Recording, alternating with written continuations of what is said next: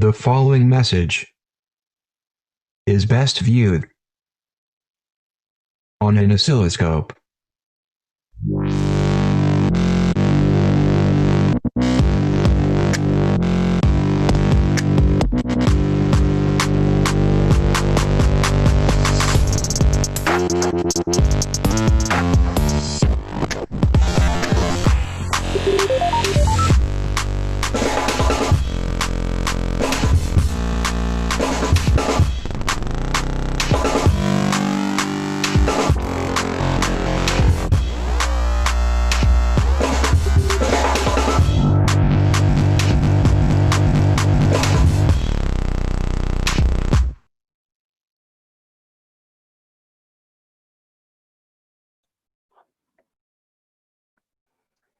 Welcome to our session on detectors for future facilities, R&D and novel techniques. And today is the third session. We hear about calorimetry, new silicon gas detectors, and also then for space and ultra low background experiments, some new technologies. I welcome you all to this virtual event. Unfortunately, we can't be in Prague today. So the speakers, each speaker you have 15 minutes. It's 12 minutes of talk and 3 minutes of discussions. I kindly ask all of you to mute while you're not presenting, and then also wait for questions until the end of the presentation. So for the questions, we will use the raise hand feature. So you just mark it in Zoom, and then I will call you on. And also we have the Mattermost channel. So if you have here any points, questions for the discussion, and which we will also monitor. And so let's have a fruitful discussion. We're looking forward to many presentations this morning. And I would like to call Naraye Lorenzo Martinez for the first presentation on the development of the Atlas liquid argon calorimeter without electronics. Yes, hello. Good morning. Good morning. Yes, so I'm sharing the slides.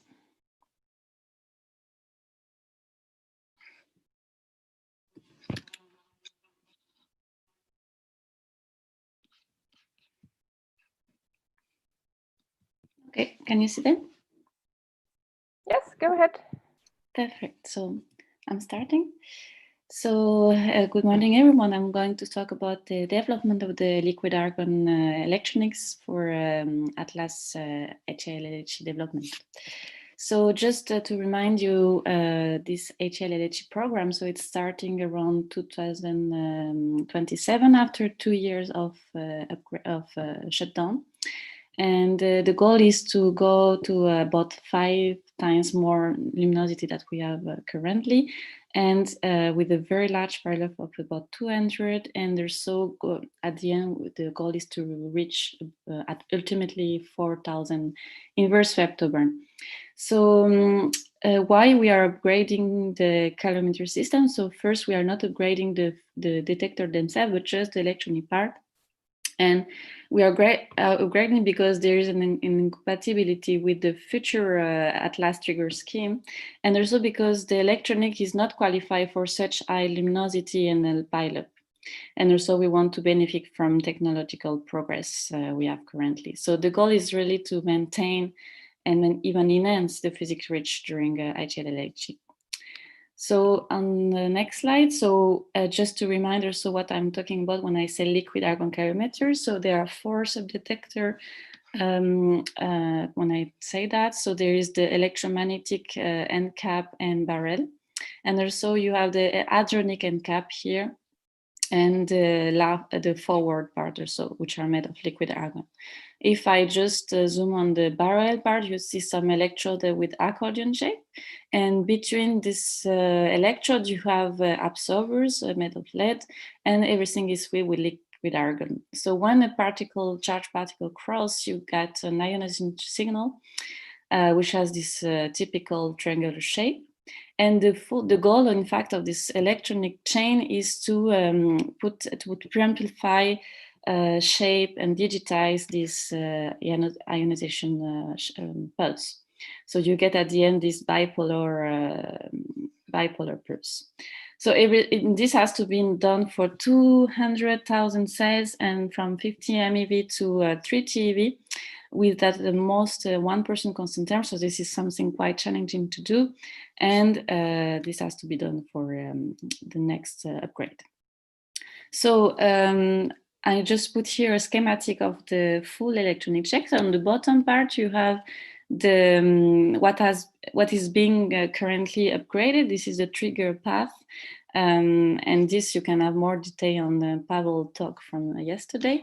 And on the top part is what I'm going to talk about. You have the on detector part on the left, which is made of front-end board, which make the full preamplification, shaping, etc. And you have and you will need about 1,500 boards for that. You have the calibration system with about 130 boards. And also you have the hop detector part, which is made of a large signal processor, which compute energy, etc. And you need also about 400 boards. And a new system, which is a timing system, you need about 20 boards. So it makes a lot of work to be installed in the next years. So I start with the calibration system on slide 5. So the goal of this system is to inject an exponential pulse of non-amplitude and to probe what is the electronic response on the detector set. So it's a simple system where you have, as you can see on the top diagram, you have a DAC that's sending the command, and then you have two transistors that are switching, and that's produce a pulse that is then put in shape with the RL system, which is on the bottom. So the system is quite simple, but the goal is to get a very good non-linearity of the level of 1 per mil, and also an uniformity across all channels of about 0.25%, and this for a 16-bit dynamic range. And also we need this system to be, of course, radiation tolerant up to 1.8 kilogram. So at the moment, we are already at the second version of prototyping. We have an ASIC that contains the DAC and the transistor, so the switching part, in XFAB edge voltage CMOS technology, 180 nanometer. And we have received the board and the chip in January 2020, and from them we are testing them. The tests in laboratory are quite good because they show an excellent linearity of the DAC 10 bits, so the one going to 5 milliamperes at the level of 0.05%, and the switching part also is quite good at the level of 1 per mil. But the 13-bit DAC and the 16-bit DAC, so the part that allows to go to the 300 milliamperes, has a large INL, which is attributed to bit mismatch and needs to be improved in the next version. So you can see also on the right the picture of the testing board, and the ASIC we are testing is on the middle. So now, just on the top right, you can see the switch non-linearity that I just talked about, and then you can see the good performance. And we also made extensive tests under TID radiation up to 10 kilogray. And we have shown during this test that the high frequency part, so the switching part, and the current mirror, so the part that allows to go from 40 milliamperes to 300 milliamperes, is stable under irradiation. But it's not the case of the first part of the DAC from 0 to 40 milliamperes, because it's already degraded after 0.5 kilogray. So this is really something that prevents us to use this technology, and we need to go for another one, which is TSMC 130 nanometer for the next version. You can see the result of the irradiation on the bottom with the VT drift of one of the transistor as a function of the dose, and you see it's the shift is really small. So this is why we can qualify the switching part for irradiation. And on the right, you see the DAC, which is not performing well when you start to irradiate more and more. So the next step is to submit two ASICs, one with the XFAB technology for the part that works under radiation, and another in TSMC, as I've just said, with also improved linearities functions. And also we are working on the first prototype of the 32 channel calibration board. And you can see on the right a schematic of what we are already working on the communication between LPGBT, fast command decoder, the monitoring, etc. So now if I go to the front end part, you see that the goal is to perform the preamplification, the splitting in 2 gain scale, the low and an high gain. And you also need a CRRC2 shaping, and at the end also a summing of channels for the L0 trigger. And again, also the radiation tolerance at the same level. So there are 2 types of ICHEP that are on the test. You have the low rock V2, which are both in fact in CMOS TSMC 130 nanometer technology. So the first ASIC, you can see a picture on the top right. The ASIC is on the middle, and the dies have been received this January. And for the moment, all properties are within specification, except maybe for a low gain over high gain ratio, which is a bit over. But then the next step is just a proton irradiation to fully qualify this. And the second chip that is being tested is a Alphi V1. So for this is less advanced development, because only 2 boards with the first version of the ASIC are available and starting just now the test. And you also have a design on the new version, which is the V1B, with all features that will be ready by this summer and then tested only by the end of the year or next year. So if you go to next slide, you see the digitization part. So now after you have the analog signal, and this allows to really digitize at 40 megahertz and to get the 14-bit dynamic range with a better than 11-bit precision. So there are 2 types of ASIC. So the first one is a really full custom ASIC in this TSMC 65 nanometers. It is made, if you see the bottom left plot, it's made of dynamic range enhancer and 4 multiplying DAC channels. And then you have a pipeline, 12-bit pipeline successive register. And then you have the digital data processing unit at the end that makes the ADC code and the output to the LPGBT. So the study, there are a lot of study of the performances, and one example is the resolution of the LAR pulse, like you can see on the middle plot. And you can see that this resolution, in fact, is within spec in almost full dynamic range. And you also the property, we have checked the crosstalk, which is very small. So the next step, again, proton irradiation to fully test this. And the other thing we are testing at the moment is to reuse an ADC IP core that has been already developed by Adisto S3 company for the CMS electronic calorimeter in TSMC also 65. And this is already the second version, which has been improved, for example, by better splitting the analog and digital part, as you can see on the right bottom plot. Once you have all these ingredients, you have also the front-end board that contains everything. You have, as you can see on this diagram, you need the preamp shapers, which are the low rock.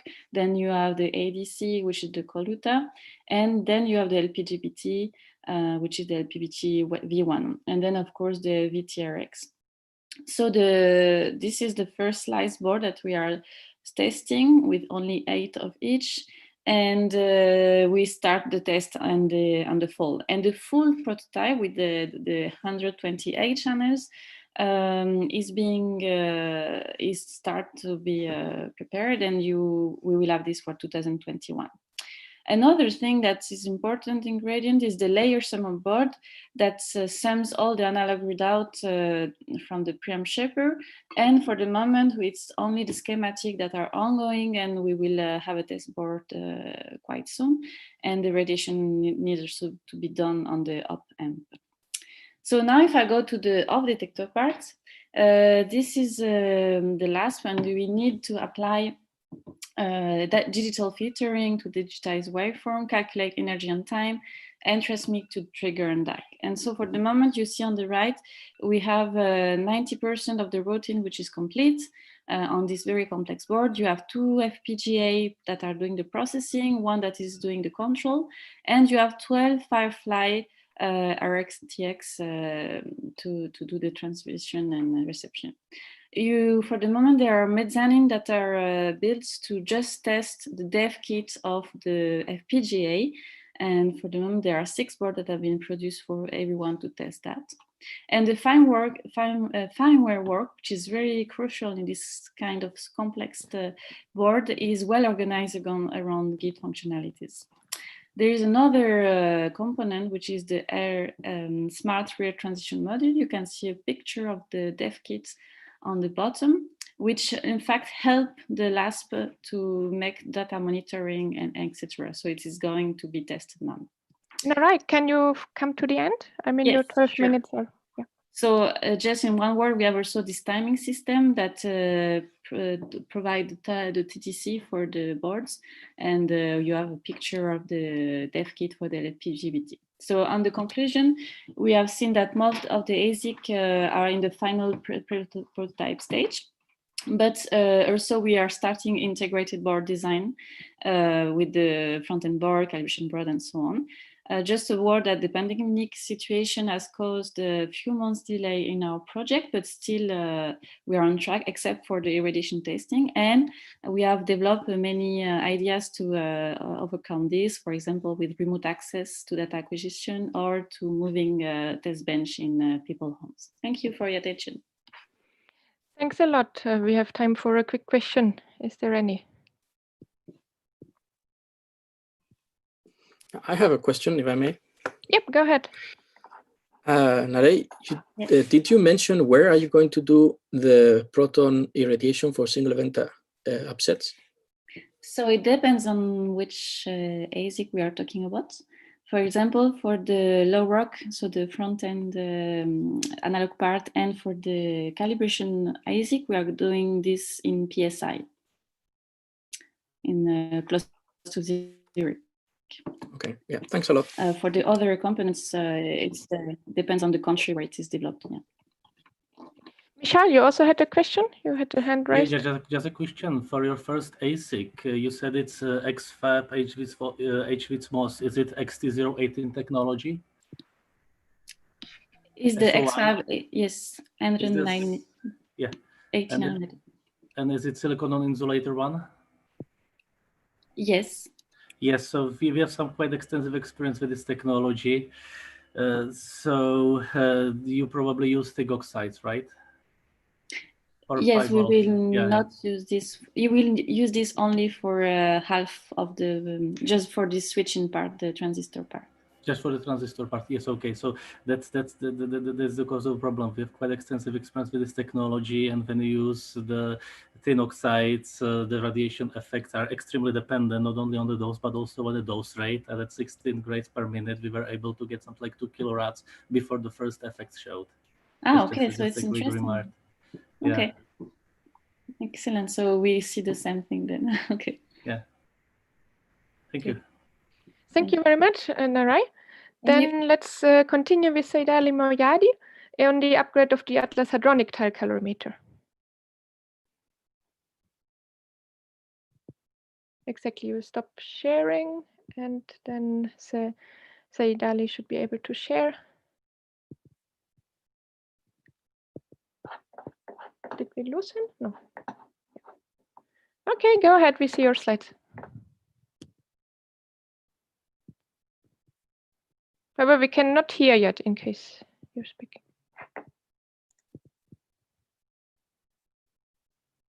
I still see you muted. Can you unmute? Okay. Hello, yes. Sorry. Hello, my name is Saidali Moyadi from University of Texas at Arlington.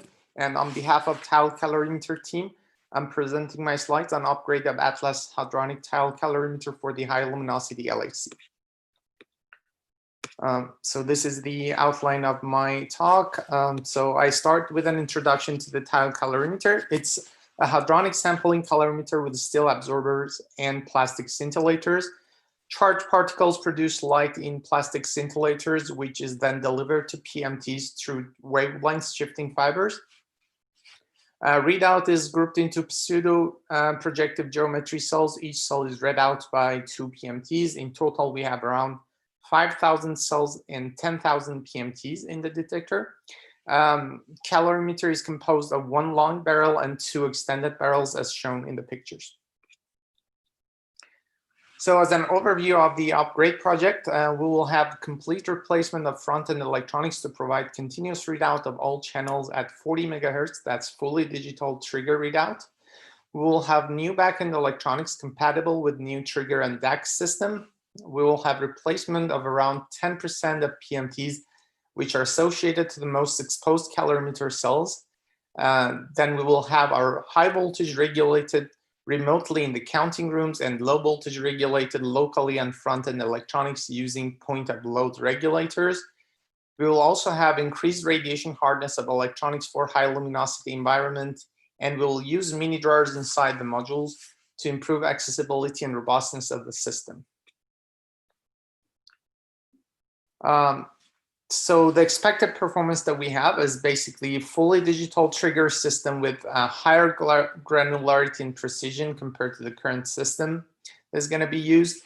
All data are going to be sent to the trigger system at 40 megahertz. The system requires 2048 optical links at 9.6 gigabit per second from on-detector electronics to the counting rooms. The effective dynamic range of digitization will be increased from 16 bits to 17 bits. For the on-detector electronics, they must be tolerant to radiation effects, especially for on-detector FPGAs, which are sensitive to single band offsets. Triple redundant scheme is going to be considered. Many redundancy levels have been considered so far. Mini doors are logically split into 2 sides, and each cell is read out by 2 independent PMTs. So in total, in case of failure, the dead region would be 1/8 compared to the current system. Also, aging and significant degradation of some of the PMTs is expected. Therefore, 768 PMTs, which are covering the most exposed cells, will be replaced. So going to the readout electronics, here is just a block diagram. I start with the first component in the chain. PMTs are located inside the PMT blocks, converting the light into electronic signals. Around 10% of the PMTs, as mentioned, will be replaced due to aging. HV dividers are then sitting on the end of PMTs. They divide the input high voltage and provide voltage for the dynos of PMTs. We are going to replace the current passive dividers with active dividers, which provide better linearity for high luminosity environment. Active dividers contain basically transistors and diodes in addition to passive components. The DC current, according to some studies, can go from maximum of around 8 microamps in LHC to 40 microamps in high luminosity LHC.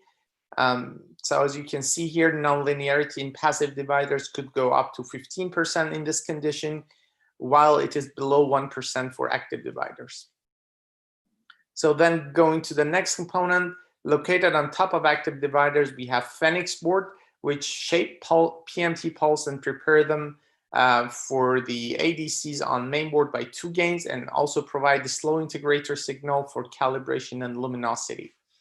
The gain ratio of the outputs of Phoenix is 40, so we have gains of 0.4 and 16.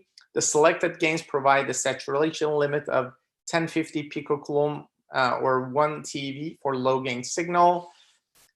Phoenix boards are replacing the old 3-in-1 cards, which also had analog trigger output signal. You can see here pulse shaping and noise levels for the Phoenix board that are shown. Moving forward, we have the mainboard and daughter board located inside the modules of detector. The mainboard hosts a daughter board which receives data from Phoenix, digitizes it, and passes it to the daughter board.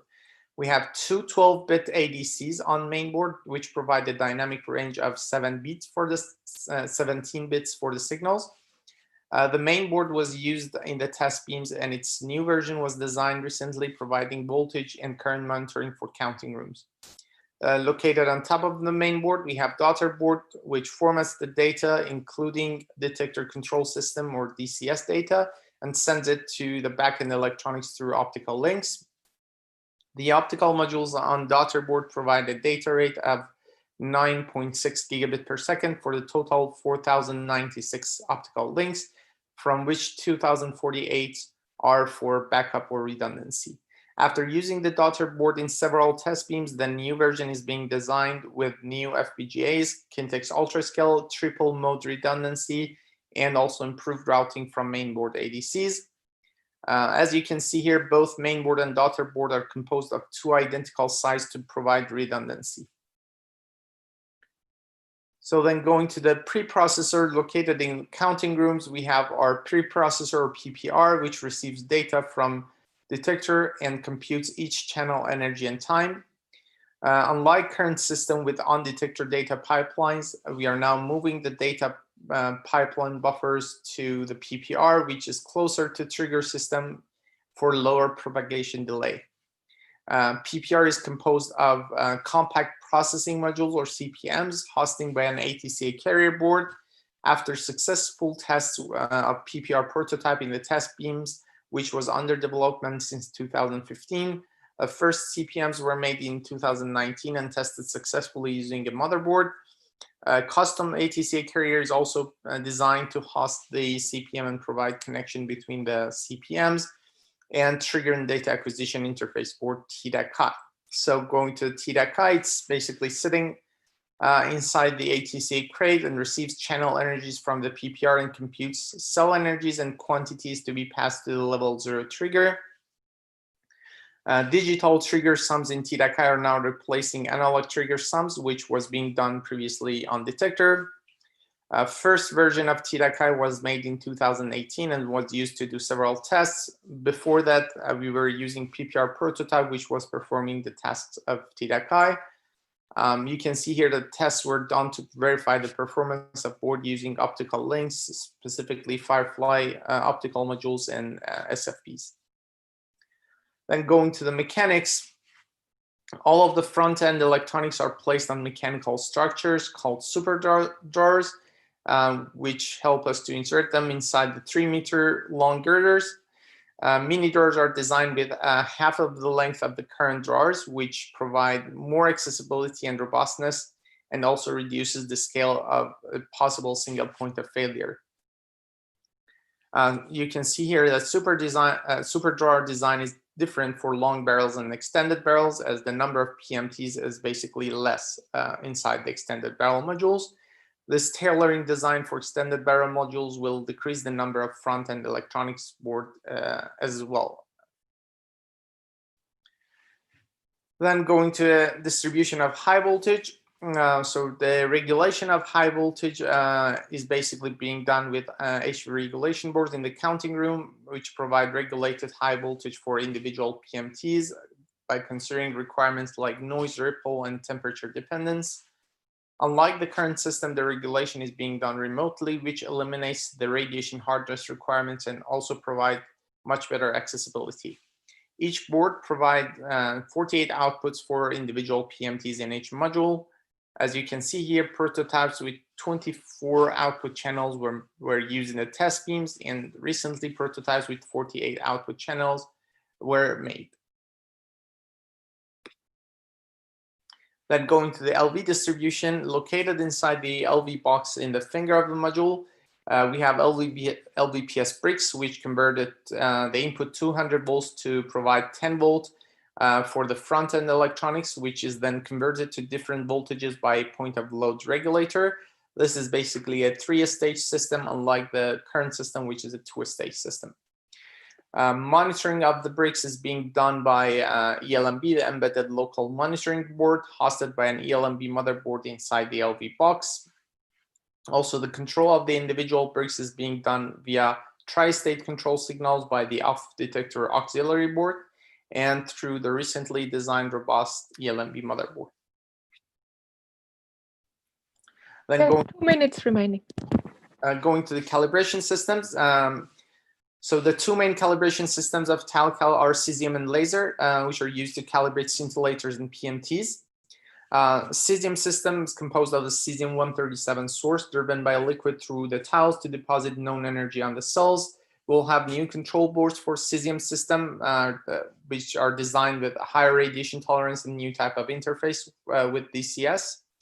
For the laser system, which uses 400 clear fibers around 100 meter long routed to the PMTs to feed the laser light to the modules. For them, in addition to new board for control and interface with TDAC and DCS, we are replacing the light mixture with an integrating sphere to add controlled source of DC light to simulate minimum bias events. Here some test beam results are shown with SPS beams and data taken with prototype high luminosity LHC. Distribution of reconstructed energy is obtained for hadrons at different energy. The shower energy show here, E raw, is the sum of energy deposited in the calorimeter cells. We can see lower mean energy due to non-compensating nature of the calorimeter. Energy response ratio and fractional resolution can be found for each particle at a specific energy as defined here. You can see that measured kaon or proton response is around 3% or 8% smaller than pion response. Also measured energy resolution of kaons or protons differ by around 4% or 12% from that of pions. Here we look into the demonstrator insertion. We have a hybrid tile cal module called demonstrator with both analog and digital trigger signals. It was developed and used in several test beams. It was inserted in the detector in July 2019, composed of 4 mini doors in front end with 45 PMTs, legacy 3-in-1 cards instead of Phoenix, and active HV dividers, main board, daughter board, and adder based boards plus trigger adder cards. These are from the legacy system. We had PPR demonstrator inserted in ATC carrier in the counting rooms, and HV remote system and upgrade LV system.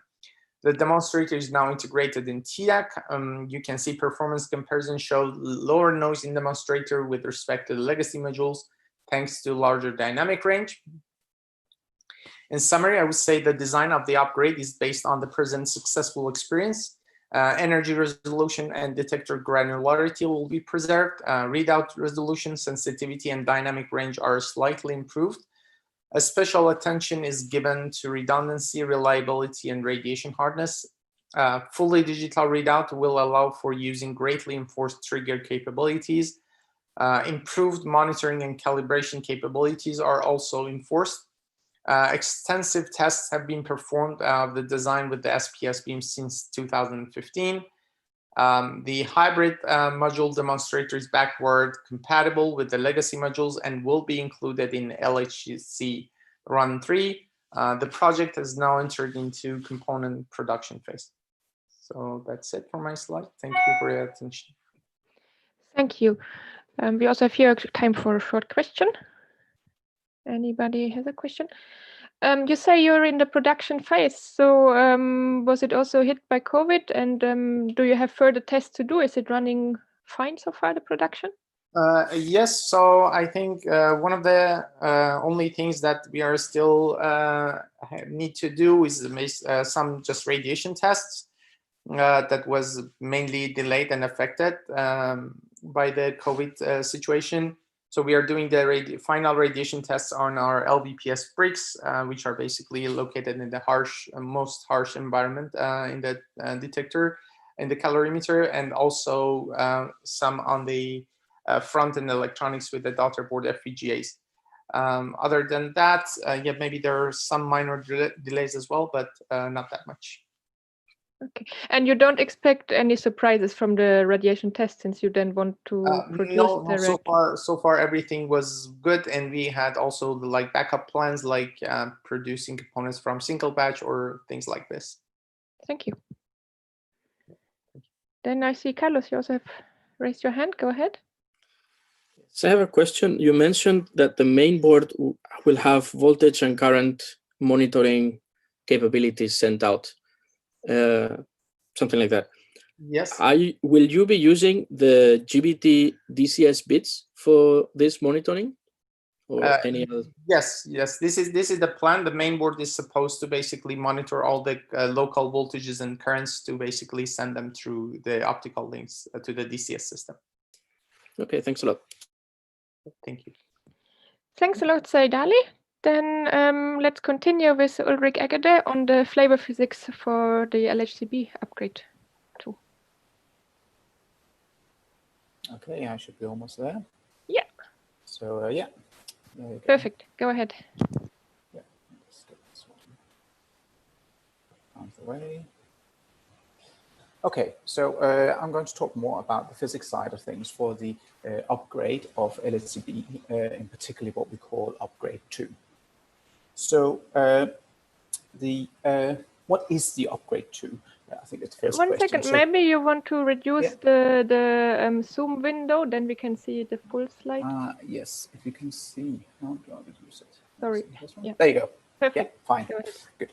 Yeah. So first of all, what is upgrade 2? So currently upgrade 1 is under installation. There's of course been some minor delays in that due to COVID, but we're well on track. Upgrade 2, however, will first come online in 2032. So this is different to the upgrade schedule of Atlas and CMS. The plan for upgrade 2 is that it will give us 30 times the current integrated luminosity. So you can see here, first of all, you can see how the max luminosity will rise in the red points here, and you can see the curve here that shows us how the integrated luminosity will rise, in total giving us up to 300 inverse femtograms of data at the end of upgrade 2 for LHCb. So I'm not going to talk about the hardware here, but just to tell you what it will involve. So it will involve changes to nearly all parts of the experiments. There will be a new vertex detector. There will be new hadron particle identification, both through upgrades of the Cherenkov detectors and for the introduction of a time-of-flight detector. There will be upgrades to the tracking to cope with the higher instantaneous luminosity. There will be significant upgrades to the calorimeter, consisting of a new ecal and considering of the removal of the current hadron calorimeter, and there will be upgrades to the calorimeter system. So, in order to look at upgrade 2 for LHCb, I think it's really useful to jump a long time back and actually look at the LHCb letter of intent. This was written back in 1995. And if one goes through it, one sees that observation of CP violation B mesons and BS oscillations were the main selling points of it. Sin 2 beta and BS oscillations. They were the main selling points. The idea was the CP angle gamma would come from time-dependent analysis of BS to DSK, which would require then that we could see the BS oscillations. The thought was that charm physics could only be done by finding D mesons that were coming from B decays, not by looking at prompt charm at all. BS to mu mu was the only rare decay that was considered, and any kind of physics with variance was simply not mentioned. That was somehow the starting point of the design of the current LHCb detector. However, the situation that we are in now is a completely and utterly different one. So our first of all, our main point was to some extent taken already by Barber and Bell and D0 and CDF in terms of that CP violation was observed, BS oscillations were determined. But the CP angle gamma is actually a completely different method we're doing now. We're not using a time-dependent method. We're using tree-level decays and penguin decays interference to get this. Charm physics, we get absolutely mainly from prompt production, which has meant that our charm physics program is much, much bigger than was anticipated. And anything related to both rare decays and baryon decays have been vastly expanded. So why did I take this detour here? I think it's important when you come to think about that the main physics that we see right now might not be what we were going to use the upgrade 2 detector for. However, discussing physics is a good method for comparing and contrasting design options. The other thing we should be aware of in comparing to the situation that we were in for designing the original detector to what we're in now for designing the upgrade 2 detector is that the variations in physics we look for are much, much smaller. So back in 1995, we have not discovered CP violation. If you look at the unitarity triangle, we simply had no idea about its shape here. Whereas now we're in a situation where we're looking for slight inconsistencies in where the apex sits within this tiny region here.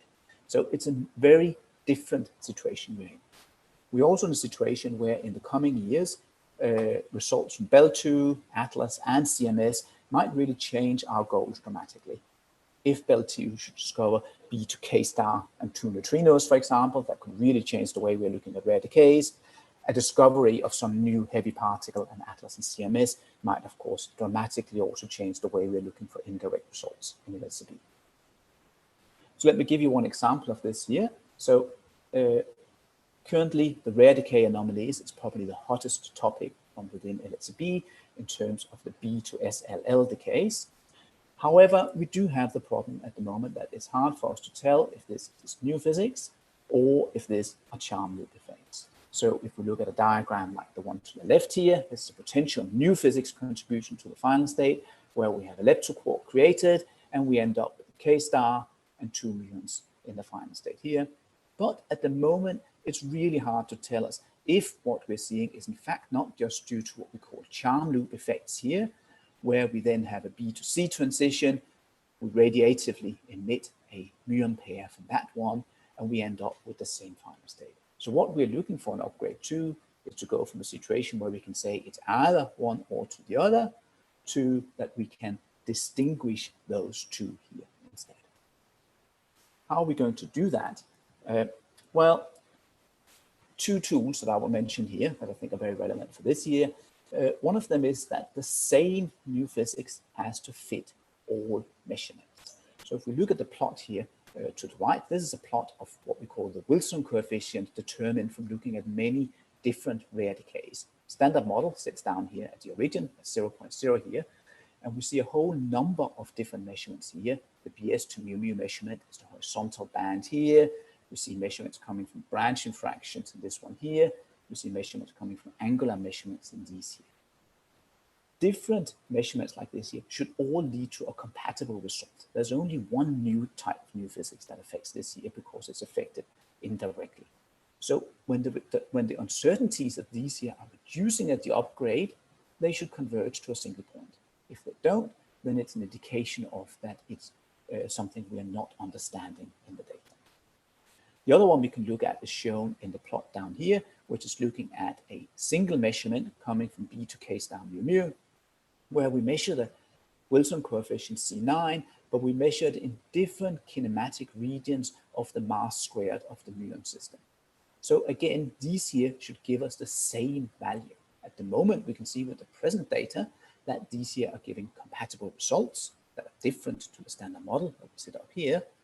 But again, is this new physics or not? If it is new physics, we would expect that all these here, with about a factor 5 smaller uncertainty coming at upgrade 2, should still sit and be compatible with a flat line. Whereas if we get something that kind of looks like a tilting line like this here, then we would say, well, it's probably instead some QCD that we're not understanding. Moving on to the unitarity triangle. So the common knowledge that we have used in many assumptions now is that a measurement of the CKM angle gamma is a standard model measurement, even in the presence of new physics. However, it turns out that this is in fact not really true. It's just that, that new physics could just not necessarily affect it in the what we count as electroweak corrections, but this could also be affecting what we count as QCD effect. So the Wilson coefficients that we are associating with QCD. And it turns out that we do not have those under any more control than what we do for the ones that are associated with the B to SLL decays. So the plot down at the bottom here shows how different new physics models can introduce quite large variations to the CKM angle gamma, easily up to plus minus 10 degrees of this one here.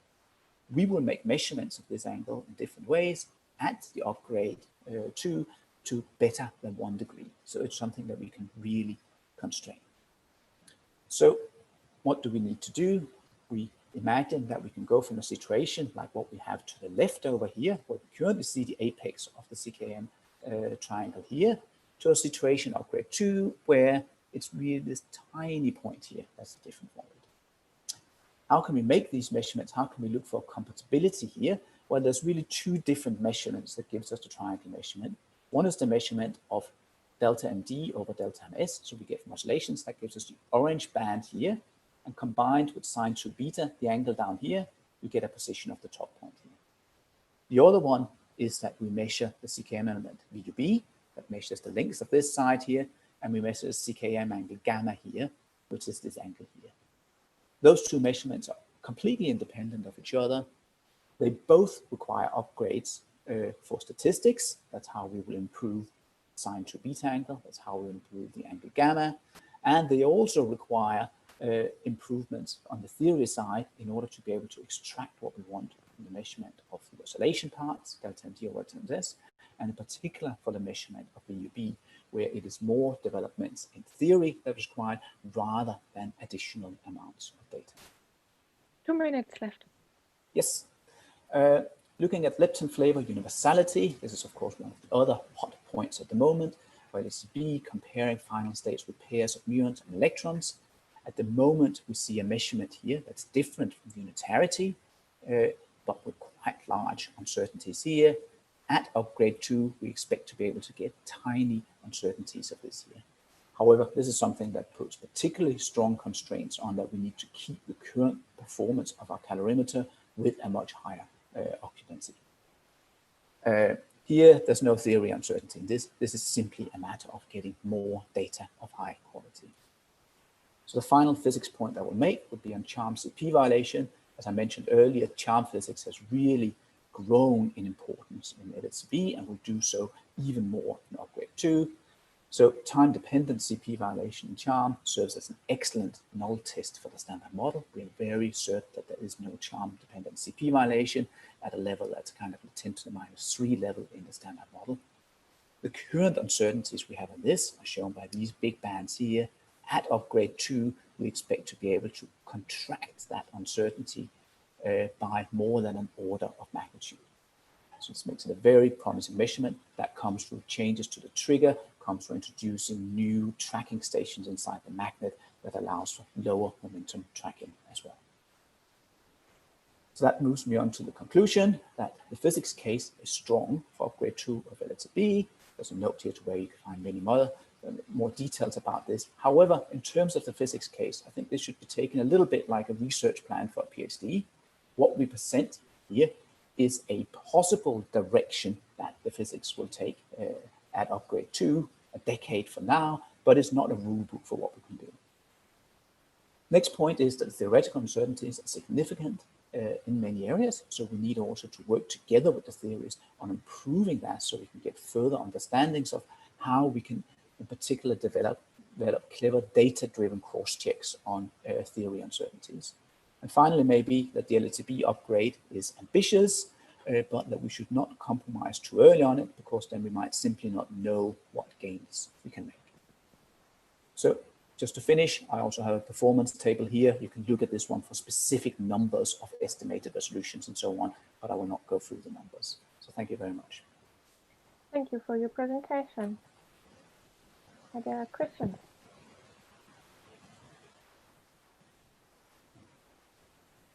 I don't see any hand raised. Then I'm curious, you just mentioned that there will be also, of course, new detector parts. Can you say a little bit more on this? So that your new tracking station, I guess you can imagine show us in this session. So so in terms of the tracker, we're currently installing a scintillating fiber tracker that's replacing our current one that's based on straw tubes. That will serve us even in upgrade 2 for the outer parts of the detector, so the ones at low pseudo-rapidity, whereas very close to the beam pipe, we will have to replace those by a silicon detector. So that's in the region after the magnet. I'll just get back to the plot here. So in the region we have here, these here, we'll introduce that. We will introduce tracking stations that will sit on the inside of the magnet here. That's a way that we can improve our efficiency by having also ability to do tracking where we get measurements going through the magnetic field for lower momentum particles. So this is more an upgrading capability than an upgrade that's enforced by higher luminosity. The rich detectors, so the Cherenkov detectors we use for particle identification, there we will need to have new photon detectors that can cope with a higher occupancy in them. And then we will also hope to be able to introduce what we call the torch here, which is a detector. It again works through Cherenkov light, but it has a very precise timing in it. So the idea is that we simply can do time of flight measurements from down here up to here that will be able to give us hadron identification at very low momentum, something that we've not had in LHCb so far. Thanks. Then I would like to thank you for the presentation, and we go on with Zach Shilaki on the tracking performance for the High-Lumi Atlas detector. Yes, hello everyone. Let me share.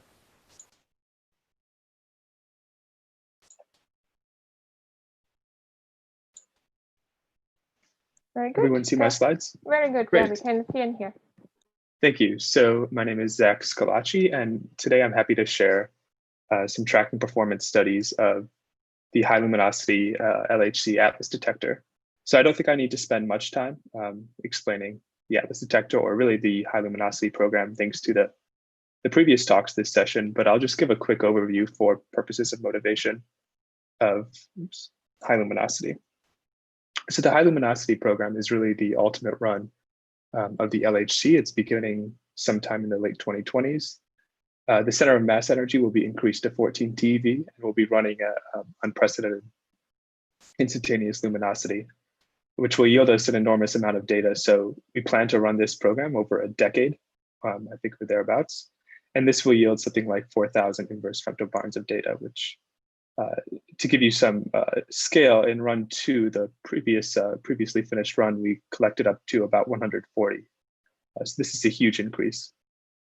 Of course, with these conditions, we're going to be dealing with a difficult environment. So we expect on average 200 proton-proton collisions per bunch crossing. This is what we call pileup. And this is what I show in the plots below. So on the left is what we've had so far across run 2, where our average pileup has been sitting around 30 or 40. And at high luminosity, we expect something like 200. And this is a sample simulated event display at U of 200. So of course, to cope with this challenging environment, the Atlas detector must be upgraded, as you've already heard, to maintain the high performance requirements. And on slide 2, one such upgrade is the new inner tracker, or ITK for short. This is a complete replacement of the current Atlas inner detector, which is our current tracking detector, as you could guess. I linked to more in-depth talks on the actual design and sort of the layout of the detector for both the pixel and the strip system, which are also ICHEP talks. So as I've said, it's also, well, it's a pixel and strip tracking detector, so it's all silicon. I highlight in red the pixel inner tracker and the outer strip detector here. You can see the coverage extends to a pseudo-rapidity of 4, which is an increase from 2.5 for our current tracking detector. It has a finer granularity and improved radiation hardness, which is important for the high fluence expected in the high luminosity program. Going on to slide 3, so the layout of the ITK is such to guarantee a hermetic coverage within the full tracking acceptance. What this means is we expect at least 9 hits on track for all particles above 1 GeV within this a reasonable vertex window. This is shown here for single muons with 1 GeV. So with this pretty tight coverage, we were able to tighten our track selections without compromising much on the reconstruction efficiency, which is very important if we want to maintain high efficiencies with low corresponding fake rates in these track dense environments of high luminosity. I also outlined some quick facts of the current tracking detector. So one thing I alluded to before is that the coverage only extended to 2.5. So we're really gaining a lot in forward coverage with ITK. On slide 4, this is just the last slide on the design of the ITK. So of course, for tracking detectors in experiments like Atlas, it's very important to have a minimal material budget. This minimizes effects of multiple scattering and energy losses before the outer detectors. And thanks in large part to the all silicon design of ITK, we've really been able to reduce the material budget, especially in the forward region. This is shown, so a comparison ITK versus run 2 here. What we're seeing here is the essentially the nuclear interaction lengths traversed before we satisfy the minimum hit requirements. And actually these hit requirements are tighter for ITK. They're outlined in this table here.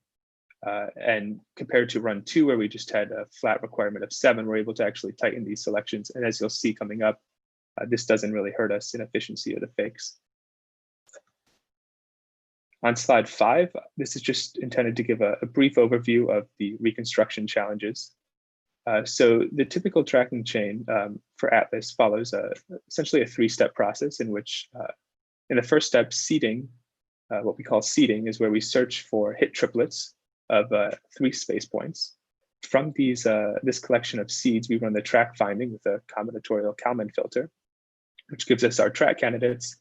And finally, in the last step of ambiguity resolution, we do a global chi-squared fit, and the track cluster assignment is run once again to based on a scoring algorithm to finish this.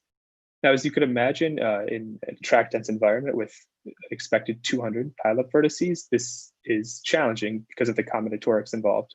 So the design and the reconstruction of the ITK have been really optimized with this track dense environment in mind. And what we see here on this plot is if we focus on the black solid line, this is the total ITK reconstruction time plotted versus the pileup. And the black dotted line is the same for run 2. And given the improvements made so far, we actually see that the reconstruction for ITK at a pileup of 200 is already faster than run 2 at 60. And of course, since this is far out, there are still many improvements ongoing, which will further speed up the algorithms, but already we're in a very good position. On slide 6, we start to look at the performance results, starting with the usual efficiency in the top right and fake rate in the bottom right here. In blue is the ITK. I should say this is for TT-bar samples. So in blue is ITK at the expected pileup of 200. And in black is the run 2 detector at a pileup of 20. So that's important to keep in mind, this large difference in pileup between the two plots. And what we see for the efficiency is, given this difference in pileup, we still have a comparable efficiency, and we maintain over 85% throughout the full tracking coverage. For the fakes, we see quite a remarkable improvement, where there's about a factor 10 reduction, even given this factor 10 increase in pileup.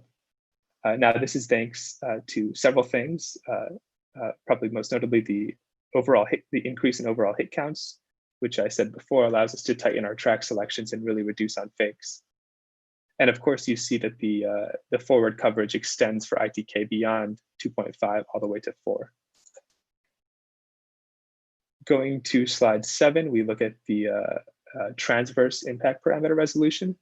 So this is the distance of a track's closest approach to the beam spot along the transverse, which is the XY plane.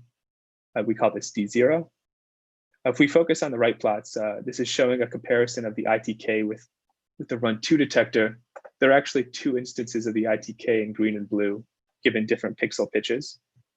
But if we focus on sort of the 50 by 50, which was the previous nominal layout of ITK, and if we look at high PT here, where we're actually driven by the intrinsic detector resolution, we see that the resolution is roughly comparable, but there is a bit to be gained if you go to the 25 by 100 pixel pitch.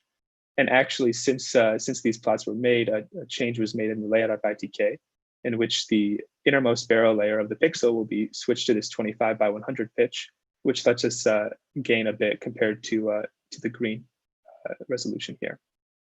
There are also changes in the inner pixel layer radius, which would also help this. On slide 8, we look at the orthogonal transverse impact parameter. So orthogonal to the previous one. This is I shouldn't have said it that way. This is the longitudinal one. It's along the z-axis, but it's orthogonal to D0. Here again, the plots are laid out in the same way.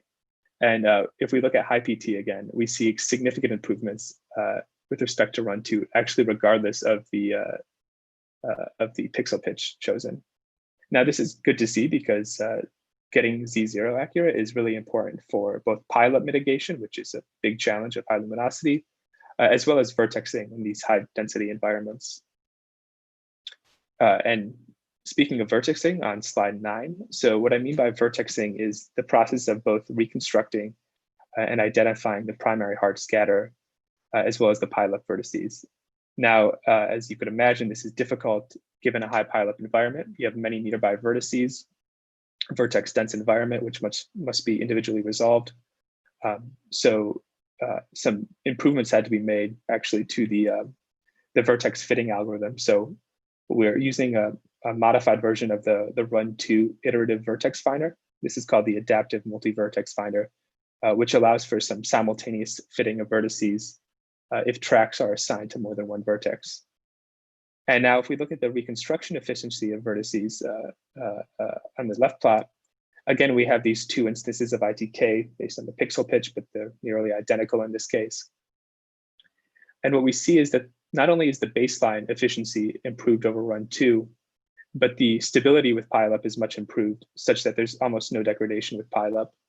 But this is similarly true for the vertex resolution on the right, where again, the baseline resolution is improved and there's practically a flat dependence with the pileup density.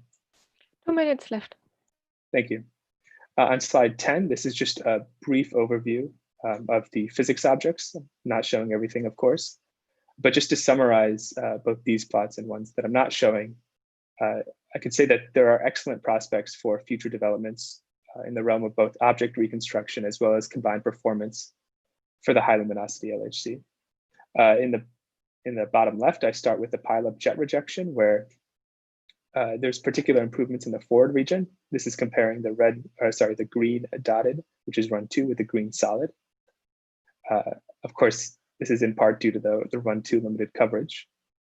The muon track isolation efficiency shown in the middle is shown to be both stable against the local pileup density. So this is essentially just the vertices per unit length, as well as the global pileup, which is just the number of pileup vertices.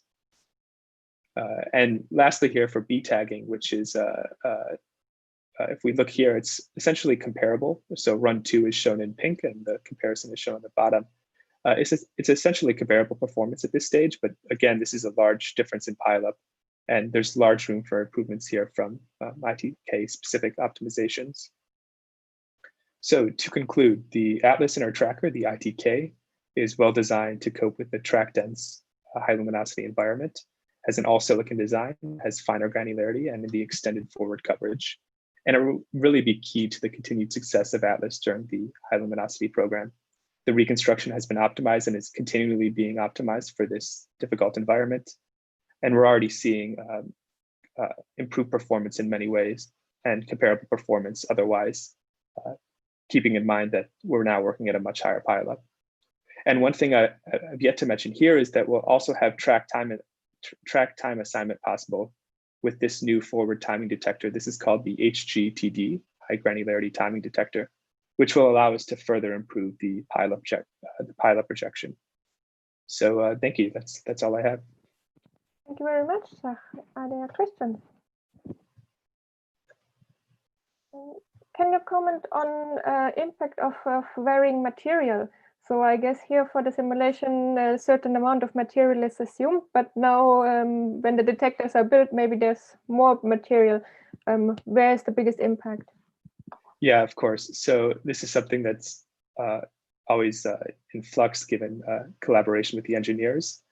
And so we've done many studies of material variations in the PP1 region, which is actually coincidentally around this region where we varied it by 10 to 20%. And actually the performance studies you saw for many of the plots here is with, as of the spring, the most up-to-date layout of the ITK, which had more material than previously estimated in the beginning, but we still have very good performance and we haven't really lost too much on the resolution or the efficiencies there. But this is something we'll keep studying because it's likely to change again. Thanks. Anything else? Then Zach, thanks a lot for your presentation. Thank you. And we continue with Benedikt Bergmann on the development of a penetrating particle analyzer for high energy radiation measurements in space. Hello, we can already see you. Okay, hello everybody.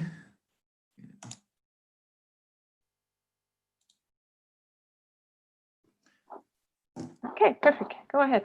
Okay, okay, so thank you. So I'm going to discuss the development of a penetrating particle analyzer, especially for high energy radiation measurements in space. So we are leaving the Earth now and look into instruments for space research.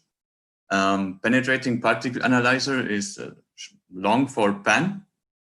And the PAN consortium consists of researchers of University of Geneva, the INFN in Perugia, and the Czech Technical University.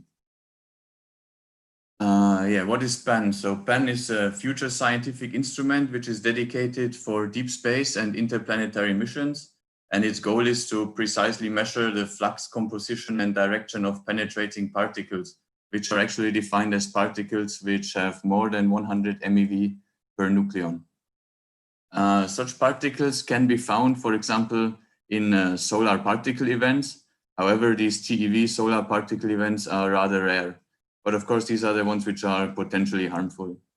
Moreover, there is a steady flux of galactic cosmic rays, and this is actually dominant at high energies, so it has a peak at roughly 1 TeV per nucleon. So to summarize, we want to measure the TeV particle flux because it has not been measured precisely in situ in deep space. So the science goals of these instruments are to contribute to cosmic physics. So as I said, there is this observation gap for galactic cosmic rays, but this can help to understand the origin of galactic cosmic rays and how they interplay with solar activities.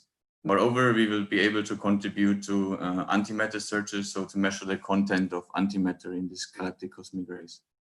Then we would like to contribute to solar and space weather modeling. So measuring these particles can be a good input for improving the models which are currently used. On a more life science approach, we could also contribute to planetary science. So if you use this device on a planet, you can measure the radiation environment and evaluate if it's good for being a future habitat, or as kind of dosimeter on deep space travel missions. So if you want to save the astronauts, it would be good to have measure estimations of the doses. Of course, measuring GeV particles is not so easy. So typically people in space use the delta EE method. So which means basically you have a calorimeter and stop the protons. But in order to stop a 1 GeV proton, you would need something like 170 centimeters of silicon. Moreover, the nuclear interaction length of silicon is 50 centimeters. So which means that in this 170 centimeters, it's more probable to create a kind of hadronic showers and don't stop the particles just by Bethe Bloch losses. So this means you would get a bad energy resolution. So the calorimetric approach would mean you have a very thick device and you would have an energy resolution which is around 30 to 40%. So our idea is to do it with a magnetic spectrometer to measure the bending radius and the bending angle. And this is illustrated here. So we think we would use 4 sectors. Each has homogenic magnetic field in this direction here from up to down on this plot, so that the particles are bent perpendicular to the plane of the presentation. And in each of these planes in between, we would measure the positions and also the energy lost in strip detectors. So from a technical viewpoint, so this is a cut drawing of the device. At both ends of the device, we have a baffle, which is followed by a time of flight module, then the pixel detector and the tracker module, and then we start these magnetic sectors. The pixel module, we will use either Timepix 3 quad or a Timepix 4 detector. So we will have a silicon sensor with 55 micrometer pixel pitch. For the tracker module, we want to use 2 strip X detectors, which have a pitch of 25 micrometers in order to get the resolution around 2 micrometers. And this tracker module also contains a strip Y plane, which is used then for measurement of the charge.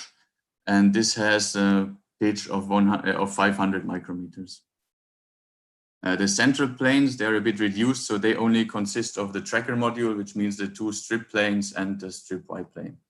The design goal of this device are to have something which is light, which can operate at low power, and also the design is symmetric, so we can measure particles coming from either side. With this time of flight module, which is basically a scintillator, which should have a resolution around 100 picoseconds, we also want to estimate if the particle comes from the left or if it comes from the right. The magnetic field is created by permanent magnets in the so-called Halbach geometry. So the diameter of these devices is 10 centimeters, and the length of these sectors is also 10 centimeters. So we would create a dipole magnetic field of around 0.2 Tesla. So this is shown here across the instrument. Yeah, so now the expected performance, mainly in terms of energy resolution. So what you see here is the relative energy resolution as a function of the kinetic energy per nucleon for particles crossing different number of sectors. So of course, the best energy resolution we get if the particle goes through all 4 magnetic sectors. And in this case, we can get an energy resolution which is better than 10% for particles from, let's say, 0.4 to 20 GeV. Of course, if you have particles crossing less sectors, the energy resolution gets worse. So the worst case is shown here on the right if the particle crosses only 1 sector.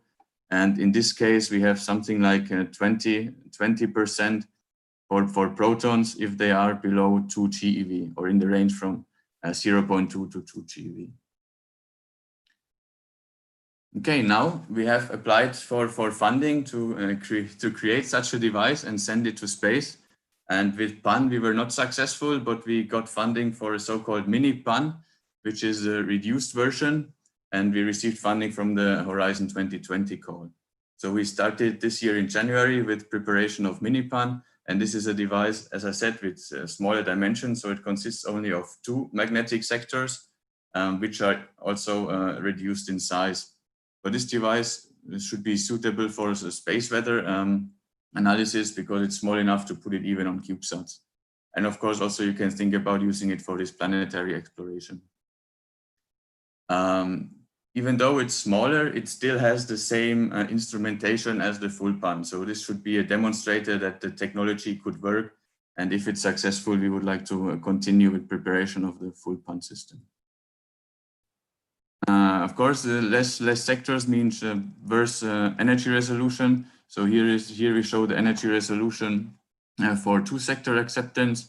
So what you see here is that the energy resolution, relative energy resolution, is better than 20% for protons of 0.2 to 10 GeV, which is roughly here.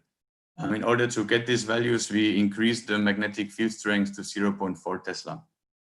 Moreover, since we are considering to use this in kind of low Earth orbits on CubeSats, we are thinking to add some delta EE detectors in order to have a particle monitor, which is actually sensitive to a bigger, broader particle energy range. Okay, so I can show already some results from this project. As I said, we started in January. So we started with purchasing and developing some magnet prototypes. This was done together with CERN. We have now 3 of these prototypes, and the testing started in January. It was then interrupted, unfortunately, by the Corona crisis, but we can show some first results. So a picture of these magnets is shown here. So we have 5 centimeters of diameter. Magnets are surrounded by this aluminum ring, so this keeps them basically in place. And the first test show that the central field is 0.4 Tesla and that we have a field homogeneity of around 10%. Moreover, we were working on the pixel module. As I said, the pixel module is either Timepix 3-quad or Timepix 4 detector. So we will have around 260,000 pixels with a pixel pitch of 55 microns. These detectors allow to measure simultaneously the TOA and the TOT in each pixel. And for the moment, we have a sensor thickness of 300 micrometer, but we will probably use in the final device a sensor thickness of less, so around 150 or 100 micrometers. The main challenges for the pixel module are that the power consumption is rather high. So currently we are working this quad at 6 watts, but the goal of this space is always to have low power consumption. So we have to try to reduce it to something below 3 watt. Moreover, the temperature management is a bit tricky. So if you use this device without cooling in air, you will get around 80 degrees at the sensor or at the pixel electronics. If you would put it to vacuum, it even increases to around 120 degrees. So also we have to find a solution how to easily remove or quickly remove the temperature from the ASIC. 2 minutes are remaining. Okay, thank you. On the other hand, we could already do some first test measurements also here in the Czech Republic at HL-LHC, where we had helium-3 particles of 36 MeV. And you can see just some example response when we have the helium impacting at an angle of 75 degrees to the Timepics3 quad. Okay, so then short summary and outlook. So PAN is a future instrument for precise measurement of the particle fluxes of these highly penetrating particles for deep space and interplanetary missions. For the moment, we received funding from EC for the mini-PAN, which would be used as technology demonstrator. And we are currently in the year 1, which means we are working on the design of the mechanical and electrical structures and also to improve the CAD models. In the next year, we will be working on finalizing the development. And in year 3, we should assemble all modules and do some verification tests and space qualifications. So far, we have already started to look for flight opportunities, which is then a kind of valuable or valid from 2023.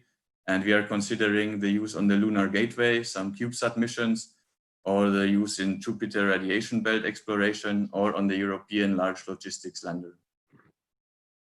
And yeah, with that, I thank you very much for your attention. So we hope that 2023, we will see this device flying in space here and measuring particles from coronal mass ejection. Thanks a lot. Very much. Thank you. I see Michelle, you raised your hand. Go ahead with the question. Yes, I have a question. With such a magnetic field configuration, do you plan, or how do you plan to keep orientation of the spacecraft in low Earth orbit? Because then it would clamp to geomagnetic field and you won't keep your orientation easily. You mean that that we would kind of disturb the magnetometers on the CubeSat? No, that you have a strong magnet which will orient the instrument according to the geomagnetic field in low Earth orbit. So it will keep, attached to the magnetic field lines and rotate. Okay. Okay. Actually, I haven't thought about this, but that's a good remark. So you should look into that. Yeah.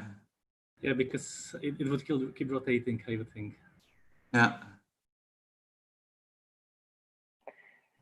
Then Saidali, I see also you have raised your hand. Go ahead with your question. Hello, yes. So please, on slide 12, I have just a question about this picture with the temperature map. So do you know which component is it here that you show that has the highest temperature? This one which has the highest, I guess it's some power supplies. Because okay, on the back side of the board. Yeah. Okay. Actually, these temperatures are not real. It was not calibrated, so it was just a relative measurement, just to see where we have the highest contribution from. Okay, thank you. Yeah. Since we're on this page, you mentioned here the challenges of the power consumption. Can you give details what you try to reduce it? Yeah. So what you can do with Timepics3 is to play a bit with the configuration of the Timepics3 ASIC. So you can change some DUC values. And also what you can change is the readout frequency or the clock frequency. So if you, now I say we have a TOA binning down to 1.56 nanoseconds, but if you want to reduce the power consumption, for example, you use not 640 megahertz clock, but you can use 5 megahertz clock, which is still reasonable for space because the hit rates are quite low there. And then you can already reduce the power consumption significantly. Okay, thanks. Then I would like to thank you, Benedict, for the quite clear presentation. And we go on with Kwon Oyong on the development of high-resolution, low-power silicon pixel sensors for the CPEC vertex detector. We couldn't try before. I hope technology works fine for you. We can start sharing. Hello, can you see my slides? No, we can only hear you. Now we can see the slides. And maybe you go to full screen. Okay. And probably speak a little bit up. You're very low voice at the moment. At least for me.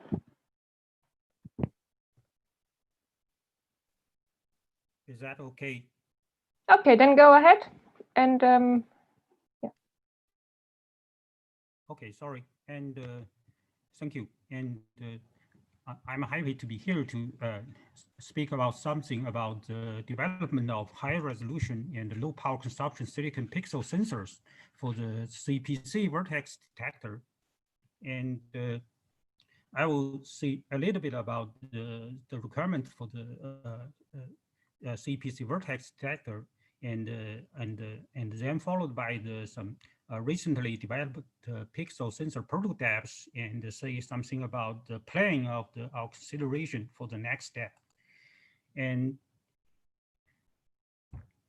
for the CPC vertex detector, the efficient tagging of heavy quarks and have very stringent requirements on the pixel sensors, especially for the innermost layer, should be very small pixel pitch, and like the ILD design in the CPC in C conceptual design report, the CPC vertex detector has the so-called double-sided concept, but without the power parsing mode, and especially for the innermost layer, and the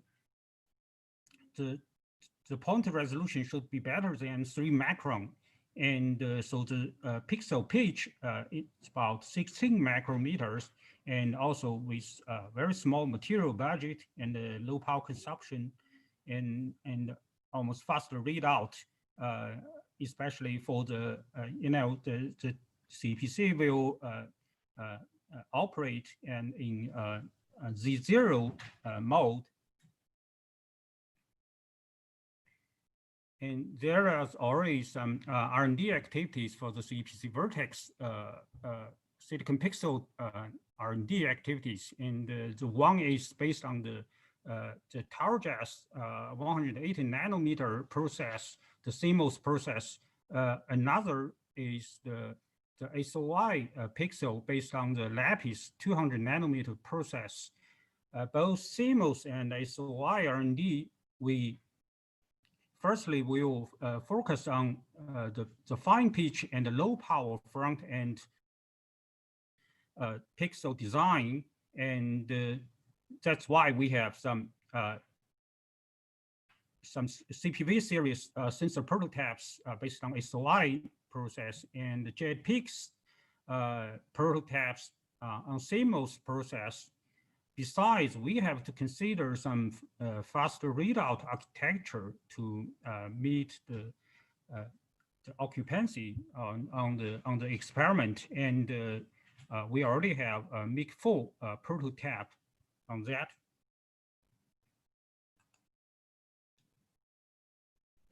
But some of the prototype developed already reported in the ICHEP conference 2 years ago. So right now I will see something about the SOI 3 and the CPV 3 on SOI and the JPix 3 on CMOS. This slide shows some the prototype developed for by different years, and starting from 2015, and I have to explain here. And we have for CPC vertex detector, we have another team. These started the pixel sensors with faster readout and 25 nanosecond timestamp, especially for the Z0 operation mode. And also they will develop double-sided prototype.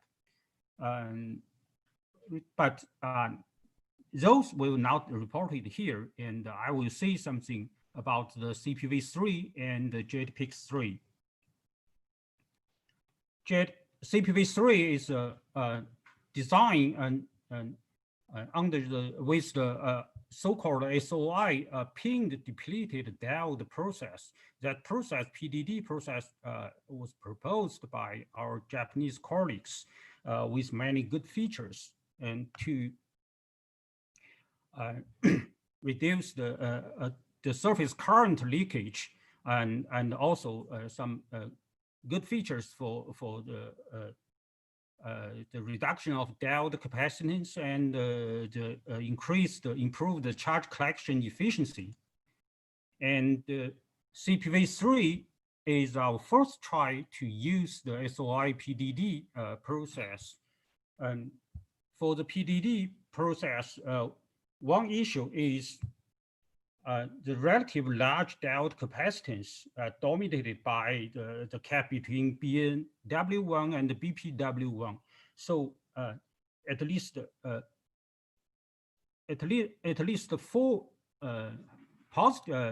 positive 4 volts, the biased voltage could gain a gap to reduce the capacitance less than 4 femtofarad, and that's our solution is we will use a positive biased voltage to the BNW1, and the diode is AC coupled, not DC coupled, AC coupled to the in-pixel circuit. So we want to have a larger biased voltage to give a smaller capacitance of the diode. And the sensor has a common source amplifier and cascode as the second stage, and also as the discriminator. By the simulation result, the fixed pattern noise is about 12 electron charge. And I have to say, and for the previous CPV2, we measured the fixed pattern noise is about 115 electron charge.